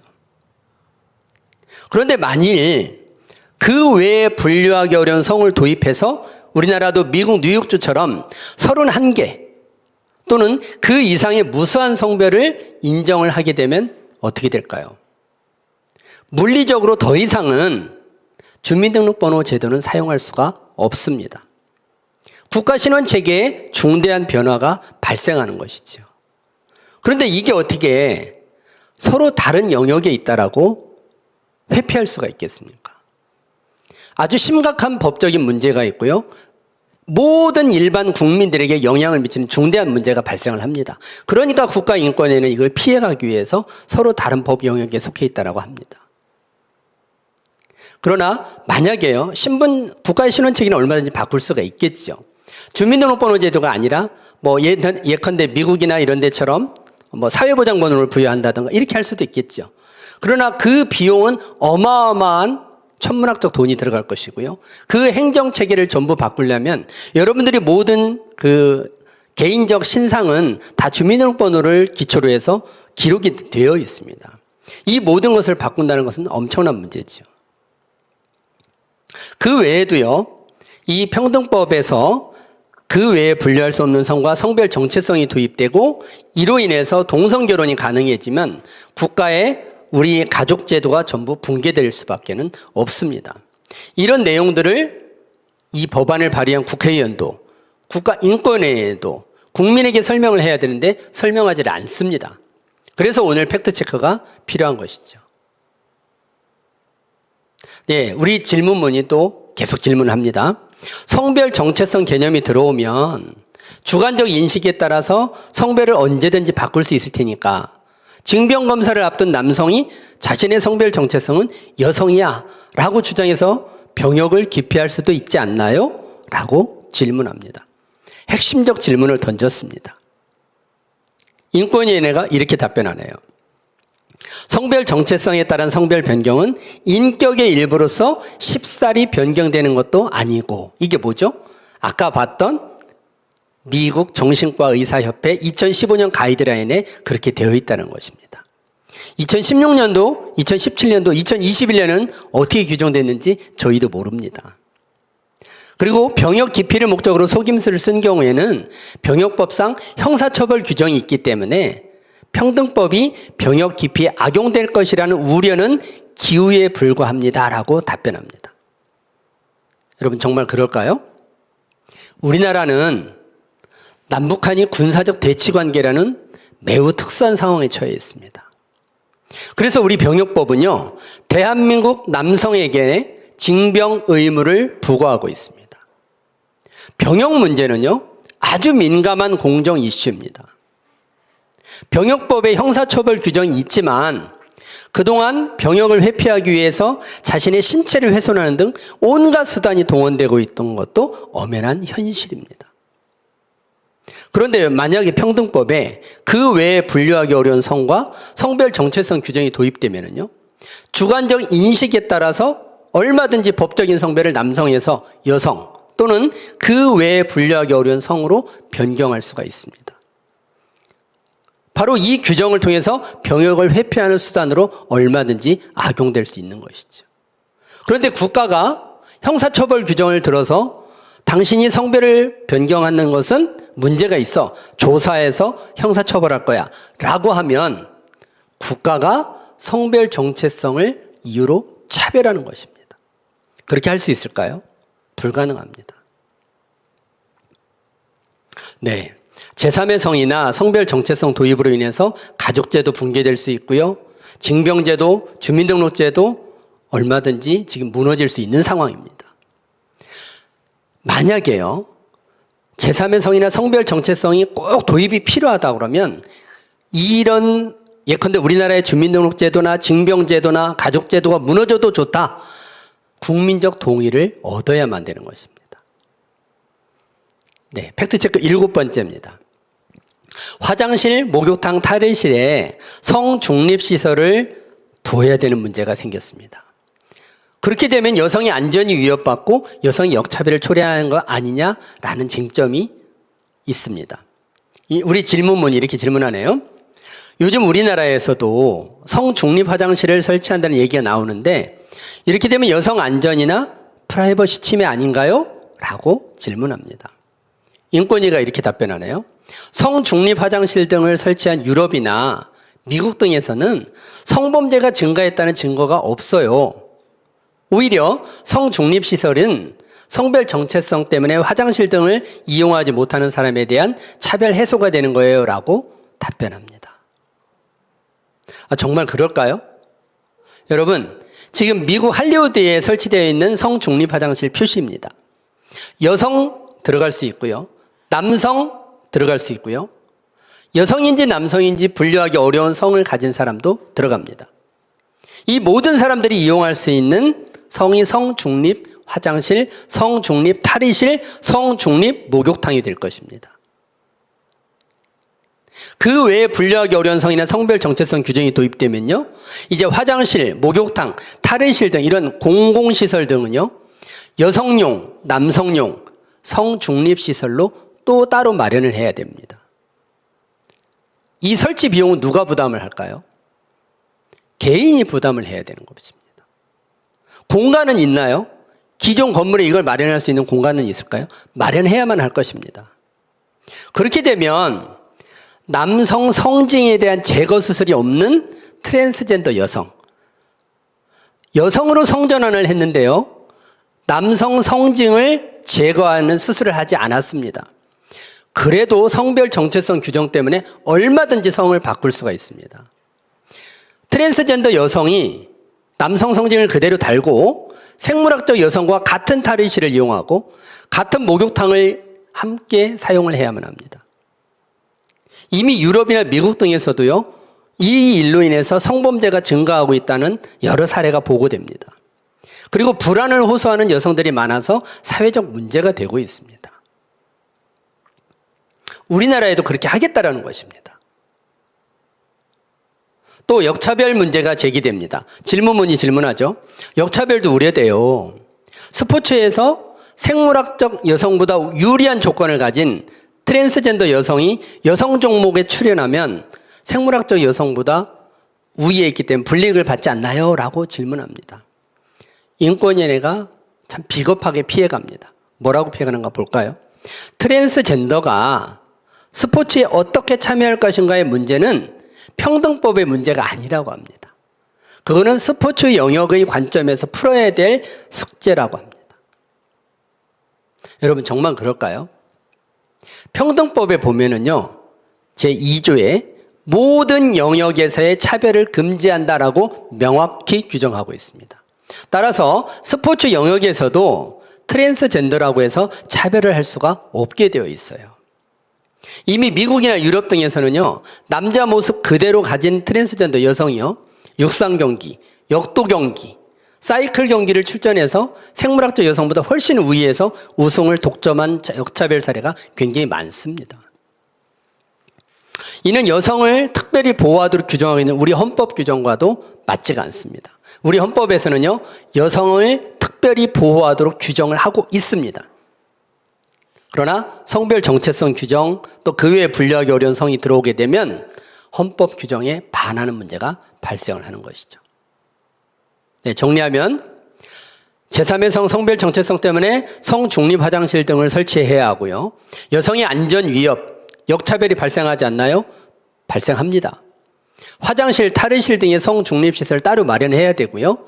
여성의 안전 위협과 역차별의 문제가 발생을 합니다. 네, 팩트체크 8번째입니다. 여러분들 이제 거의 다 왔네요. 평등법이 또 표현의 자유나 종교의 자유를 제한하는 거 아니냐라는 문제가 있습니다. 질문문이 질문하죠. 평등법이 다루는 영역이 너무 광범위해서 표현의 자유를 제한하고 국가가 개인의 사생활 하나하나에 너무 과도하게 개입하는 거 아닌가요? 라고 질문하죠. 인권위는 이렇게 답변합니다.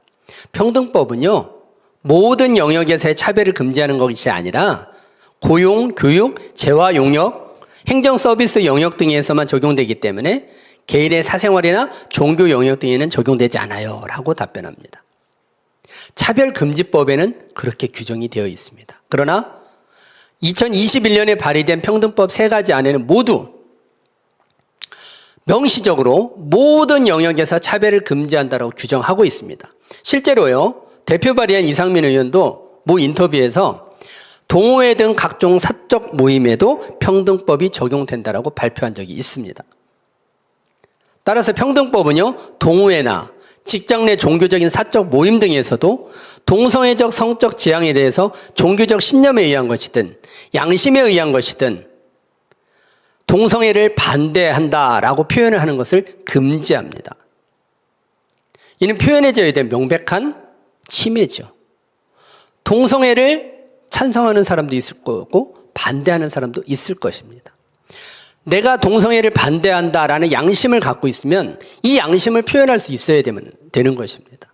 그런데 표현하는 말조차 못하게 금지하는 법이 바로 평등법, 차별금지법입니다.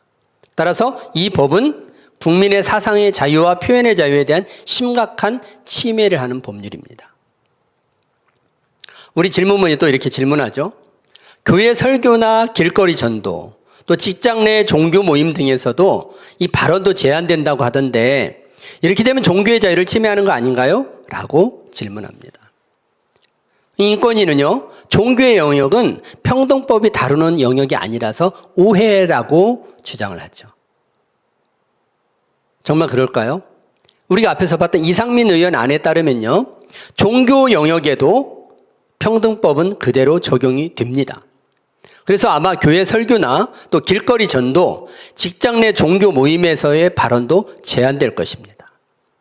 평등법에 따르면요, 기독교 방송이나 기독교 학교 등의 강연이나 일반 신도가 모인 직장 내 종교 모임 등에서 성경에 기록된 대로 동성애가 죄다라고 말하거나 이런 내용을 교육하게 되면요, 차별 행위가 됩니다. 그래서 징벌적 손해배상 책임을 질 수도 있고요, 시정명령을 받을 수 있고요, 3천만 원 이하의 이행 강제금 처분 등을 받게 됩니다. 명백한 종교의 자유 침해이고 표현의 자유 침해가 되는 것입니다. 정리하면요, 평등법은 표현의 자유, 종교의 자유를 제한하지 않나요? 예, 제한합니다. 종교 등 모든 영역에 적용되고 이를 반대하는 표현 자체를 금지하고 있기 때문에 그렇습니다. 팩트체크 9번째입니다. 차별 구제 수단이 너무 피해자 위주, 그러니까 소수자 편향성이다라는 쟁점이 있는데요. 질문문이 질문합니다. 차별을 받았다는 피해자는 피해 주장만 하면 되는데 그 상대방은 차별이 아니라는 정당한 사유를 입증해야 하니까 너무 불리한 거 아닌가요? 라고 질문합니다. 그러니까 인권위는 이렇게 답변하네요. 평등법은 차별에 대한 입증 책임을 당사자들에게 공정하게 배분하고 있어요. 차별 분쟁에서 대개 차별을 한 사람에게 정보가 편제되어 있기 때문에 그러한 현실을 고려한 것뿐이라고 답변을 합니다. 여러분들 그럴까요? 아닙니다. 차별의 문제는요, 대부분 개인과 개인의 관계에서 발생하기 때문에요, 정보가 어느 한쪽에 편제되어 있지 않습니다. 또 평등법에는요, 피해자가 정보 공개를 청구하면 이를 공개하도록 규정하고 있어요. 그런데도 차별 피해를 당했다는 사람이 주장하기만 하면 상대방이 차별을 하지 않았다거나 정당한 사유가 있었다는 사실을 입증하도록 규정하고 있기 때문에 너무 불리합니다. 더구나요, 혐오나 괴롭힘 이런 부분들은 피해자의 주관적 감정을 우리가 객관적 증거로 반박을 해야 되는 것입니다. 상대방이 느낀 주관적 고통을, 정신적 고통을 우리가 어떻게 객관적으로 반박을 할 수가 있죠? 또 중립적 표현을 써서 불리한 결과가 발생한 간접차별에 대해서도 그 정당성을 입증하지 못하면 차별로 간주해버립니다. 그런데요, 이러한 주관적 감정이나 중립적 표현에 대해서 그 정당성을 입증해서 책임을 면한다는 건 사실상 불가능합니다. 그렇게 되면요, 징벌적 손해배상 책임이 기준이 되는 이 악의성 판단, 입증 책임이 굉장히 중요한데요.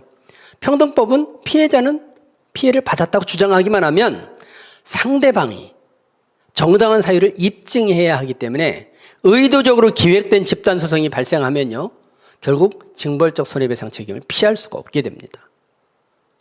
집단소송이 제기되고 입증을 못하면 천문학적 손해배상을 해줘야 될 문제가 발생할 가능성이 굉장히 높지요. 심각한 사회적 갈등이 발생할 겁니다. 더군다나 평등법에서는요, 배상액의 금액 하한을 500만 원으로 규정하고 있습니다.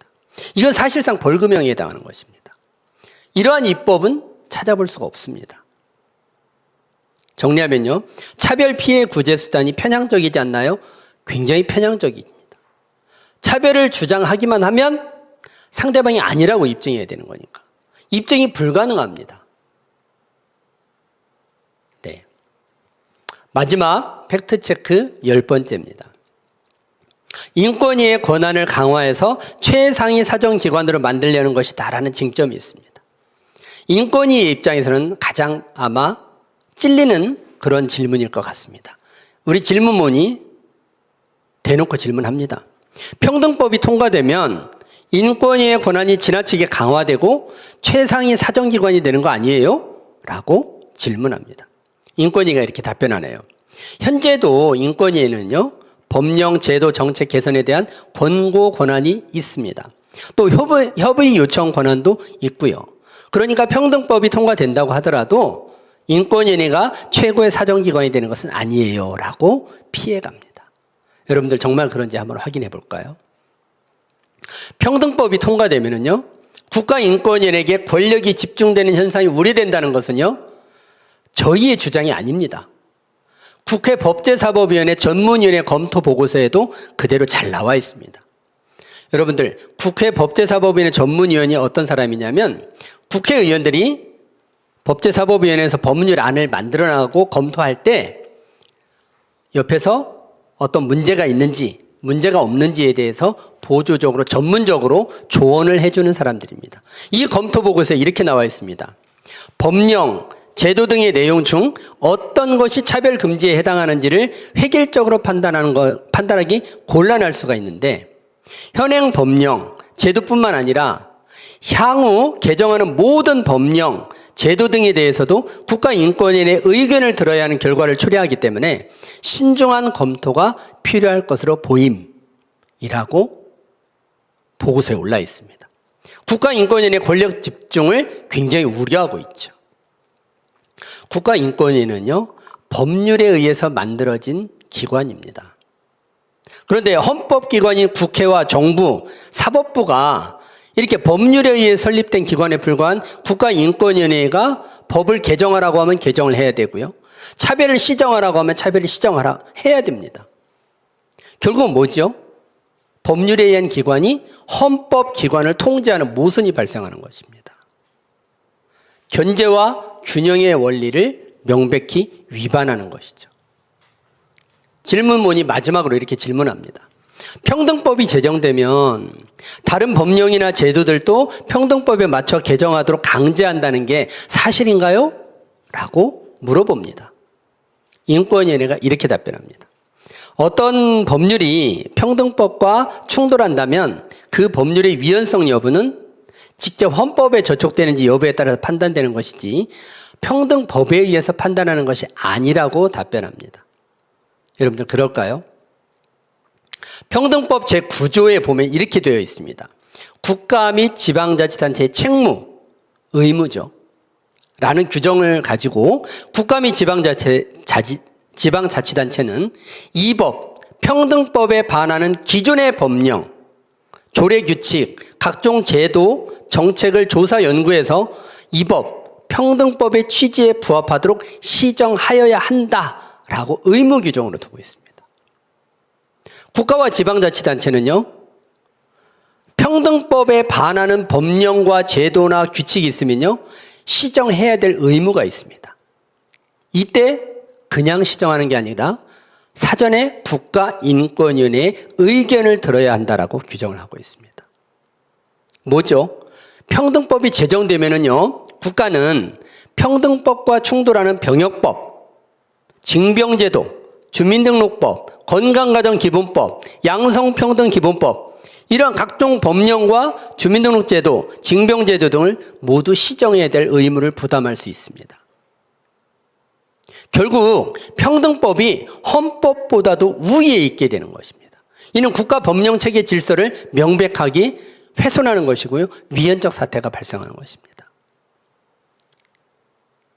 그래서 정리해보면 인권위를 무소불위 권력기관으로 만들지 않을까요? 라는 우려 맞습니다. 인권위원회가 입법부, 행정부, 사법부 등 헌법기관을 통제하는 모순이 발생합니다. 정리하도록 하겠습니다. 지금까지 정말 인권위의 평등법 주장에 대해서 저희가 하나하나 팩트체크를 해봤습니다. 여러분, 평등법이나 차별금지법, 그 목적조항 1번, 제1조 규정을 읽어보면 너무나 좋습니다. 그러나 목적이 정당하다고 해서 착한 법이 되는 것은 아닙니다. 국민의 생각과 국민의 표현을 통제하려고 하는 것이 바로 평등법이고 차별금지법입니다. 나쁜 법이 되는 것입니다. 오히려 진정한 평등권의 실현은요, 국민의 공감대를 얻어야 되고 그래야 착한 법이 만들어지는 것입니다. 법과 도덕과 윤리는 다릅니다. 법이 정해야 될 영역이 있고요. 도덕과 윤리, 종교가 다뤄야 될 영역이 있습니다. 그런데요, 이 도덕적, 윤리적 영역을 국가가 평등이라는 이름으로 법을 만들어 통제를 하게 되면 갈등과 혼란이 발생합니다. 개인의 사적 영역은요, 도덕과 윤리와 종교에 맡겨둬야 됩니다. 이것을 강제하는 법이 바로 평등법이기 때문에 우리가 반대를 하는 것입니다. 저는 이렇게 주장하고 싶습니다. 성별이란 여성과 남성을 말한다라고 수정되는 것이 맞습니다. 그것이 하나님의 창조 원리에도 맞습니다. 두 번째요, 차별금지 대상에서 성별 정체성, 성적 지향 규정은 당연히 삭제돼야 됩니다. 세 번째요, 차별 개념에서 괴롭힘, 혐오 이런 불확정적 표현은 삭제되는 것이 맞습니다.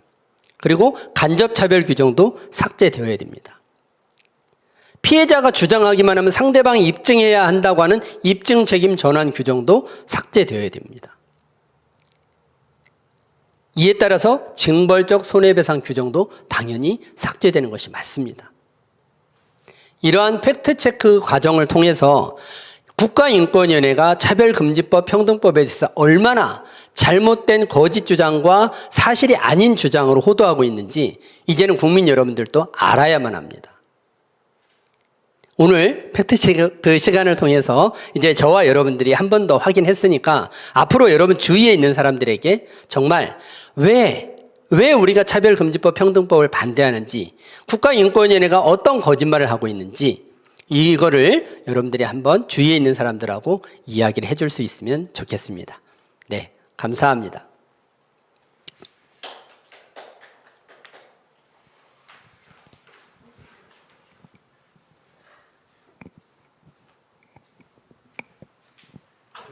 길었습니다.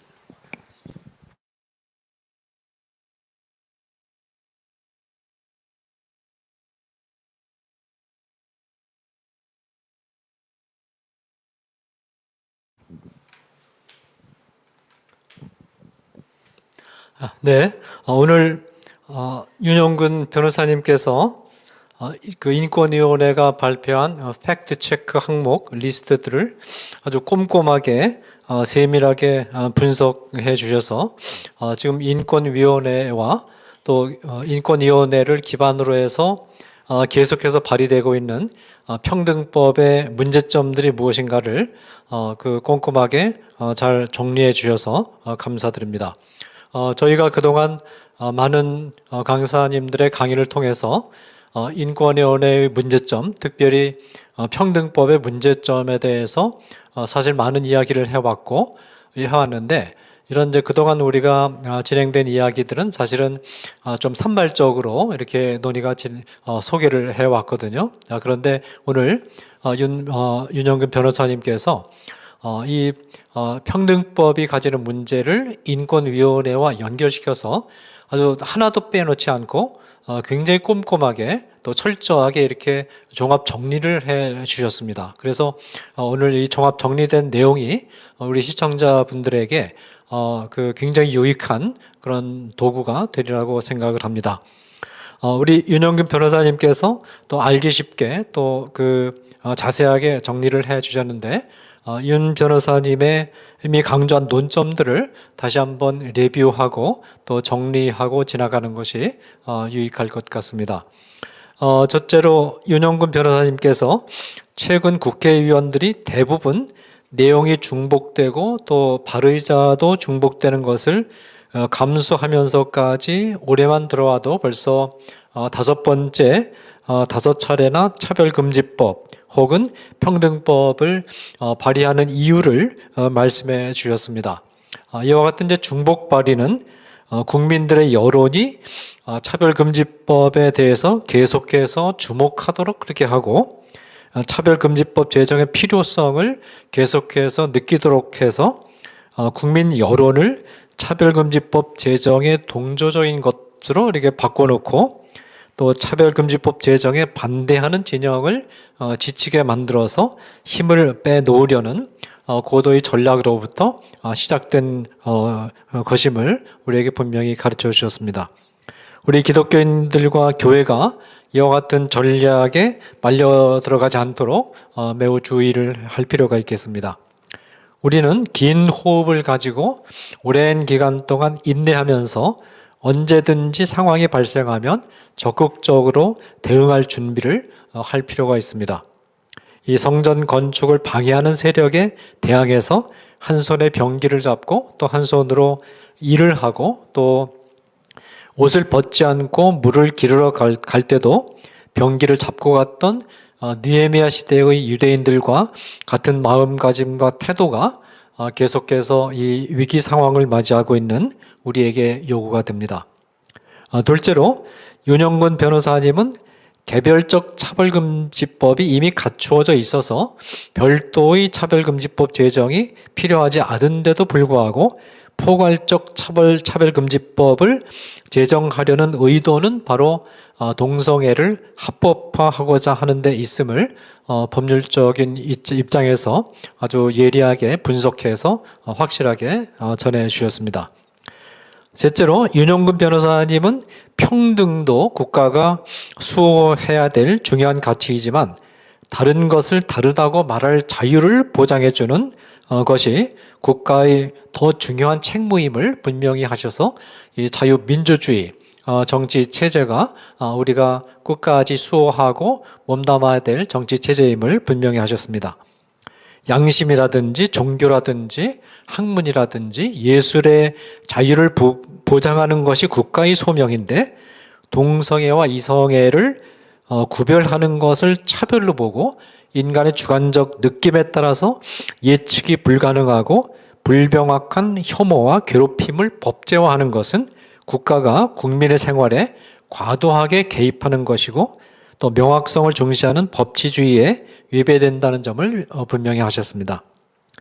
또 넷째로 윤영근 변호사님은 인간을 남성과 여성으로 구분하는 객관적으로 명확한 기준을 버리고 그 의미가 모호한 분류하기 어려운 성적 지향, 성별 정체성을 차별의 전거로 제시하는 것도 잘못된 것임을 분명히 하셨습니다.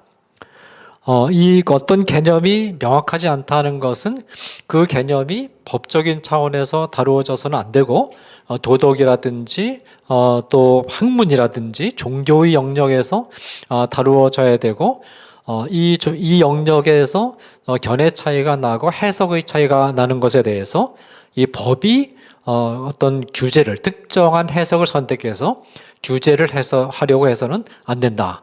그렇게 되면 이제 입법 만능주의에 빠지게 되고 법치주의를 훼손한다는 점을 분명히 지적을 해 주셨습니다.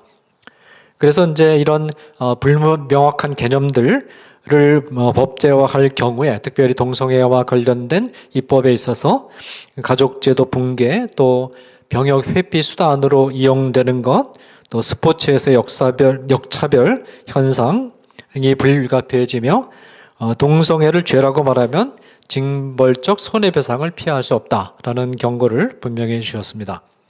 다섯 번째로 윤영근 변호사님은 평등법은 이 법에 반하는 기존의 법령과 조례와 규칙, 제도, 정책을 시정하도록 요구함으로써 사실상 헌법 위에 위치하는 법이 될 위험을 안고 있음을 우려하셨고 또 평등법에 명확히 규정되지 않은 내용들에 대해서는 국가인권위원회가 최종 판단을 하도록 허용함으로써 헌법기관이 설립한 하위기관이 국회 정부사법부 위에 옥상옥으로 군림하는 비민주적인 기관임을 분명히 하셨습니다.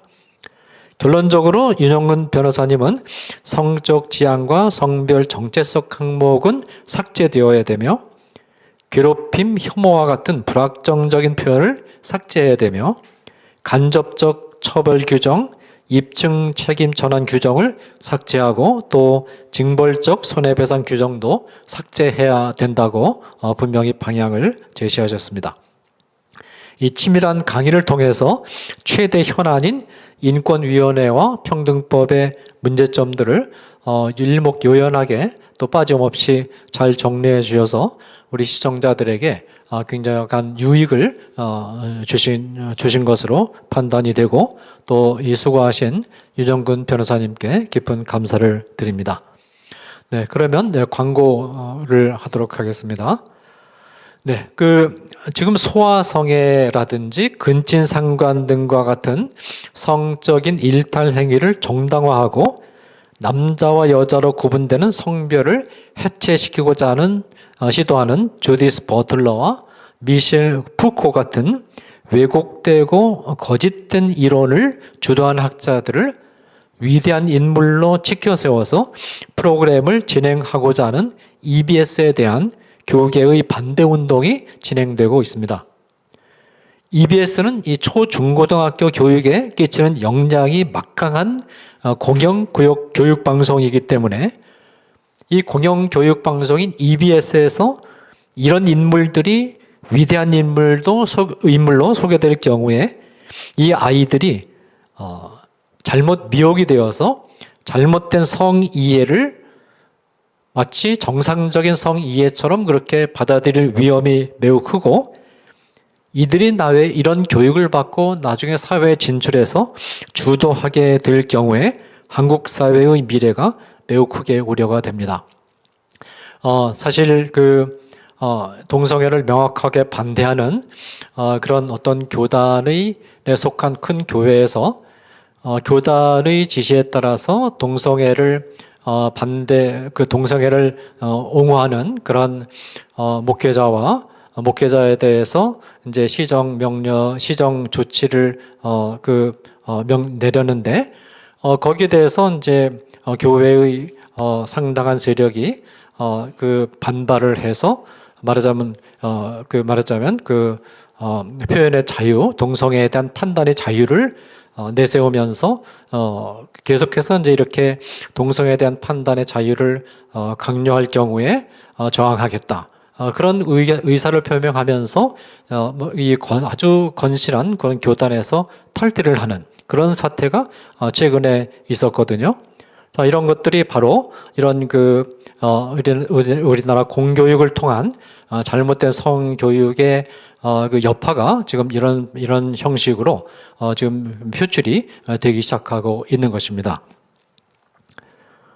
따라서 더 많은 기독교인들과 단체들이 특히 공적인 교육 방송인 EBS가 이런 편향된 그런 그 성교육을 주도하고 나서는 그런 시도에 대해서 계속해서 시정을 요구해야 될 것입니다. 그 다음 보여주십시오. 네. 9월 12일에 포항 지역에서 포항 성시화 운동본부, 포항시 기독교 교회 연합회가 공동 주관해서 차별금지법 연합 집회가 있었습니다. 이 집회에서 이 차바 대표이신 조영길 대표님께서 강의를 진행해 주셨습니다. 이 포항 지역은 이 교계가 단합해서 차별금지법 반대 운동을 일찍이 시작해서 선도하고 있는 지역이고, 특히 현대 성윤리문화교육원 제1기 과정이 지금 9월에 시작되어서 지금 진행되고 있는데, 이 프로그램이 시작되기 전에 이미 특별 프로그램으로 6월에서 8월까지 제1기 기본 과정에 해당되는 프로그램을 이미 진행해서 끝낸 바 있습니다. 굉장히 감사한 일이고요. 최근에 이제 경상도 지역뿐만 아니라 전라도 지역에서 똑같이 이런 차별금지법 반대를 위한 연합 집회들이 연이어 개최가 되고 있고, 그 영향을 받아서 지금 경기 지역이라든지 전국적으로 차별금지법 반대 연합 집회가 계속 진행되고 있습니다. 너무 감사한 일이고, 이런 연합 집회가 앞으로도 계속해서 잘 진행이 되어서 한국교회 전체의 차별금지법에 대한 바른 인식과 또 반대 운동이 더 강하게 일어날 수 있게 되었으면 좋겠고, 또 이 연합 집회를 주도하고 또 이 연합 집회에서 강의를 진행하는 그런 주의 종들 또 사역자들을 위해서 특별히 기도해 주시고 또 협력해 주시면 고맙겠습니다. 네, 다음 보여주십시오. 네, 지금 박주민 의원의 평등법 발의 반대 청원이 현재 5만 3천 명을 넘기고 있습니다. 시청자분들께서 보다 적극적으로 반대 청원에 참여해 주셔서 9월 25일이 마감일이거든요. 그래서 이 박주민 의원의 반대 청원도 우리 시청자분들께서 조금 더 열심히 이 반대 청원에 적극적으로 참여하셔서 25일까지 10만 명을 채워서 우리의 의견을 국회의원들에게 전달해서 평등법 차단 그 사역이 앞으로도 계속 이루어질 수 있도록 협조해 주시면 고맙겠습니다. 네, 이 다음 주에는 조금 전에 말씀드렸던 포항 지역의 차별금지법 반대 운동을 선두에 서서 주도해 오신 그 분을 우리가 강사로 모실 예정입니다. 특별히 포항 기쁨의 교회 담임 목사님이신 박진석 목사님께서 다음 시간에 오셔서 현장 경험을 바탕으로 해서 살아있는 그런 그 현장과 연관된 좋은 강의를 진행해 주시겠습니다. 많은 기대와 성원을 바랍니다. 우리 조영길, 네. 자, 그러면 이제 기도하고 제 39회 차바 강의 일정을 모두 마무리하겠습니다. 사랑하는 하나님 아버지, 오늘도 차바 강의 일정을 예정했던 대로 진행할 수 있도록 도우신 것을 감사드립니다. 특별히 오늘은 법률 전문가의 강의를 통해서 인권위원회와 평등법의 문제점들을 일목요연하게 빠짐없이 정리해 볼 수 있는 기회를 주신 것 감사드립니다.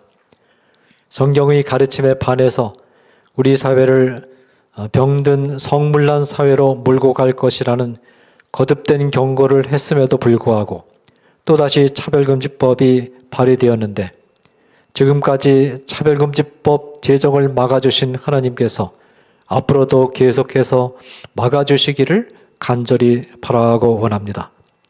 또한 자라나는 어린 세대에 막강한 파급 효과를 가진 EBS 공영방송이 병적인 왜곡된 성행위를 대놓고 소개하고 가르치는 프로그램을 통해서 국민들과 어린 자녀들에게 성윤리 해체를 세뇌화시키는 시도를 하고 있고 많은 기독교인들이 간절한 마음과 깊은 우려를 통해서 이 시도를 막아서기 위한 노력을 하고 있사오니 우리들의 간절하고 애타는 마음을 하나님이 불쌍히 보시고 기적적인 능력으로 역사하셔서 이 악한 시도들도 패퇴시켜 주시고 한국 사회와 한국 교회를 지켜 보호하여 주시기를 간절히 바라고 원합니다. 이런 시도들이 계속되는 동안 성도들을 깨우고 계몽하는 차바 사역도 계속될 수 있도록 도와주시기를 원합니다. 차바 운영을 지휘하시는 조영길 차별금지법 바로알기 아카데미 대표님을 은혜로 붙들어 주셔서 과중한 업무 중에도 차바 운영을 원활하게 잘 지도하실 수 있도록 도와주시기를 원하며 실무를 맡아 수고하는 스태프들에게도 힘을 주시고 위로하셔서 주신 업무들 신실하게 잘 감당해낼 수 있도록 도와주시기를 원하며 시청자들도 꾸준히 증가해서 더 많은 분들이 동성애, 젠더 이데올로기 그리고 차별금지법에 대한 정확한 지식으로 무장할 수 있게 하시며 후원도 넉넉하게 들어오게 하시며 또 사역이 은혜 가운데 잘 진행될 수 있도록 도와주시기를 원합니다. 이 모든 간구 예수 그리스도의 이름으로 기도드립니다. 아멘. 네, 이것으로 제39회 모든 차바 강의 일정을 마무리하겠습니다. 감사합니다.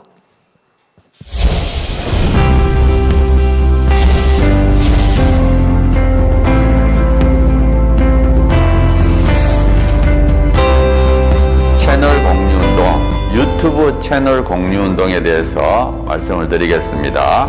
차바 채널과 여러분들의 교회의 유튜브 채널이 공유된다는 게 무슨 뜻인가 하면 차바에서 매주 금요일마다 차별금지법에 관련된 좋은 영상을 실시간으로 송출하게 됩니다. 차바와와 공유된 여러분들의 교회 유튜브 방송에도 저희들이 영상이 실시간으로 송출되게 됩니다. 처음에 시작할 때 50개, 100개, 200개, 240개까지 증가했습니다.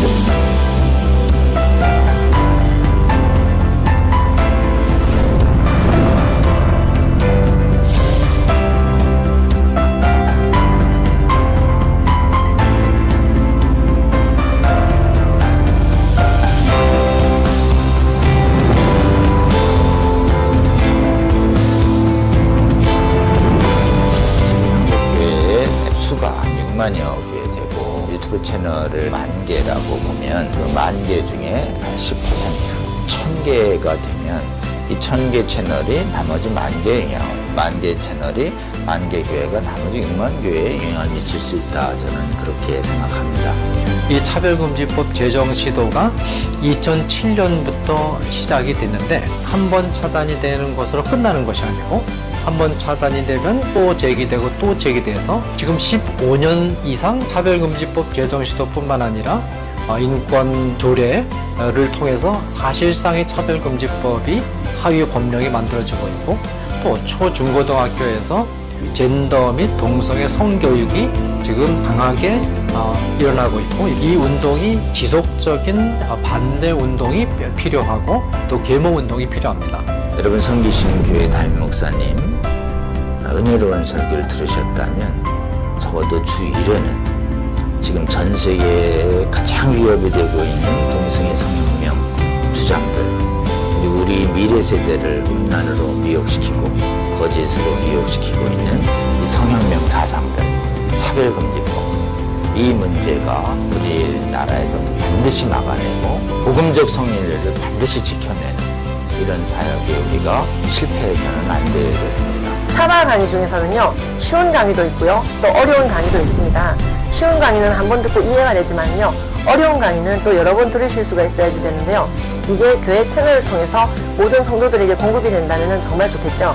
그 운동을 우리가 하고 있는 것입니다. 차바 채널 이 공유 운동, 저는 우리 주님께서 저희에게 알려주신 방법이라고 생각합니다. 차별금지법을 제정을 성공적으로 막아내고 음란을 정당화하고 음란을 강요하는 각종 악법들을 막아내서 대한민국 교회와 대한민국을 지키는데 아주 귀하게 사용하실 거라고 생각합니다. 여러분, 이 거룩한 도로 개설 운동, 그리고 거룩한 성령의 검 배포 운동에 기도하시면서 지속적으로 함께 해주시기를 여러분 주위에 권면해 주십시오. 여러분의 작은 동참이 한국교회와 세계교회를 새롭게 하고 주님 다시 오실 때까지 이 악하고 음란한 세대를 선하고 거룩하게 만드는 데 귀하게 사용하실 거라고 그렇게 믿습니다.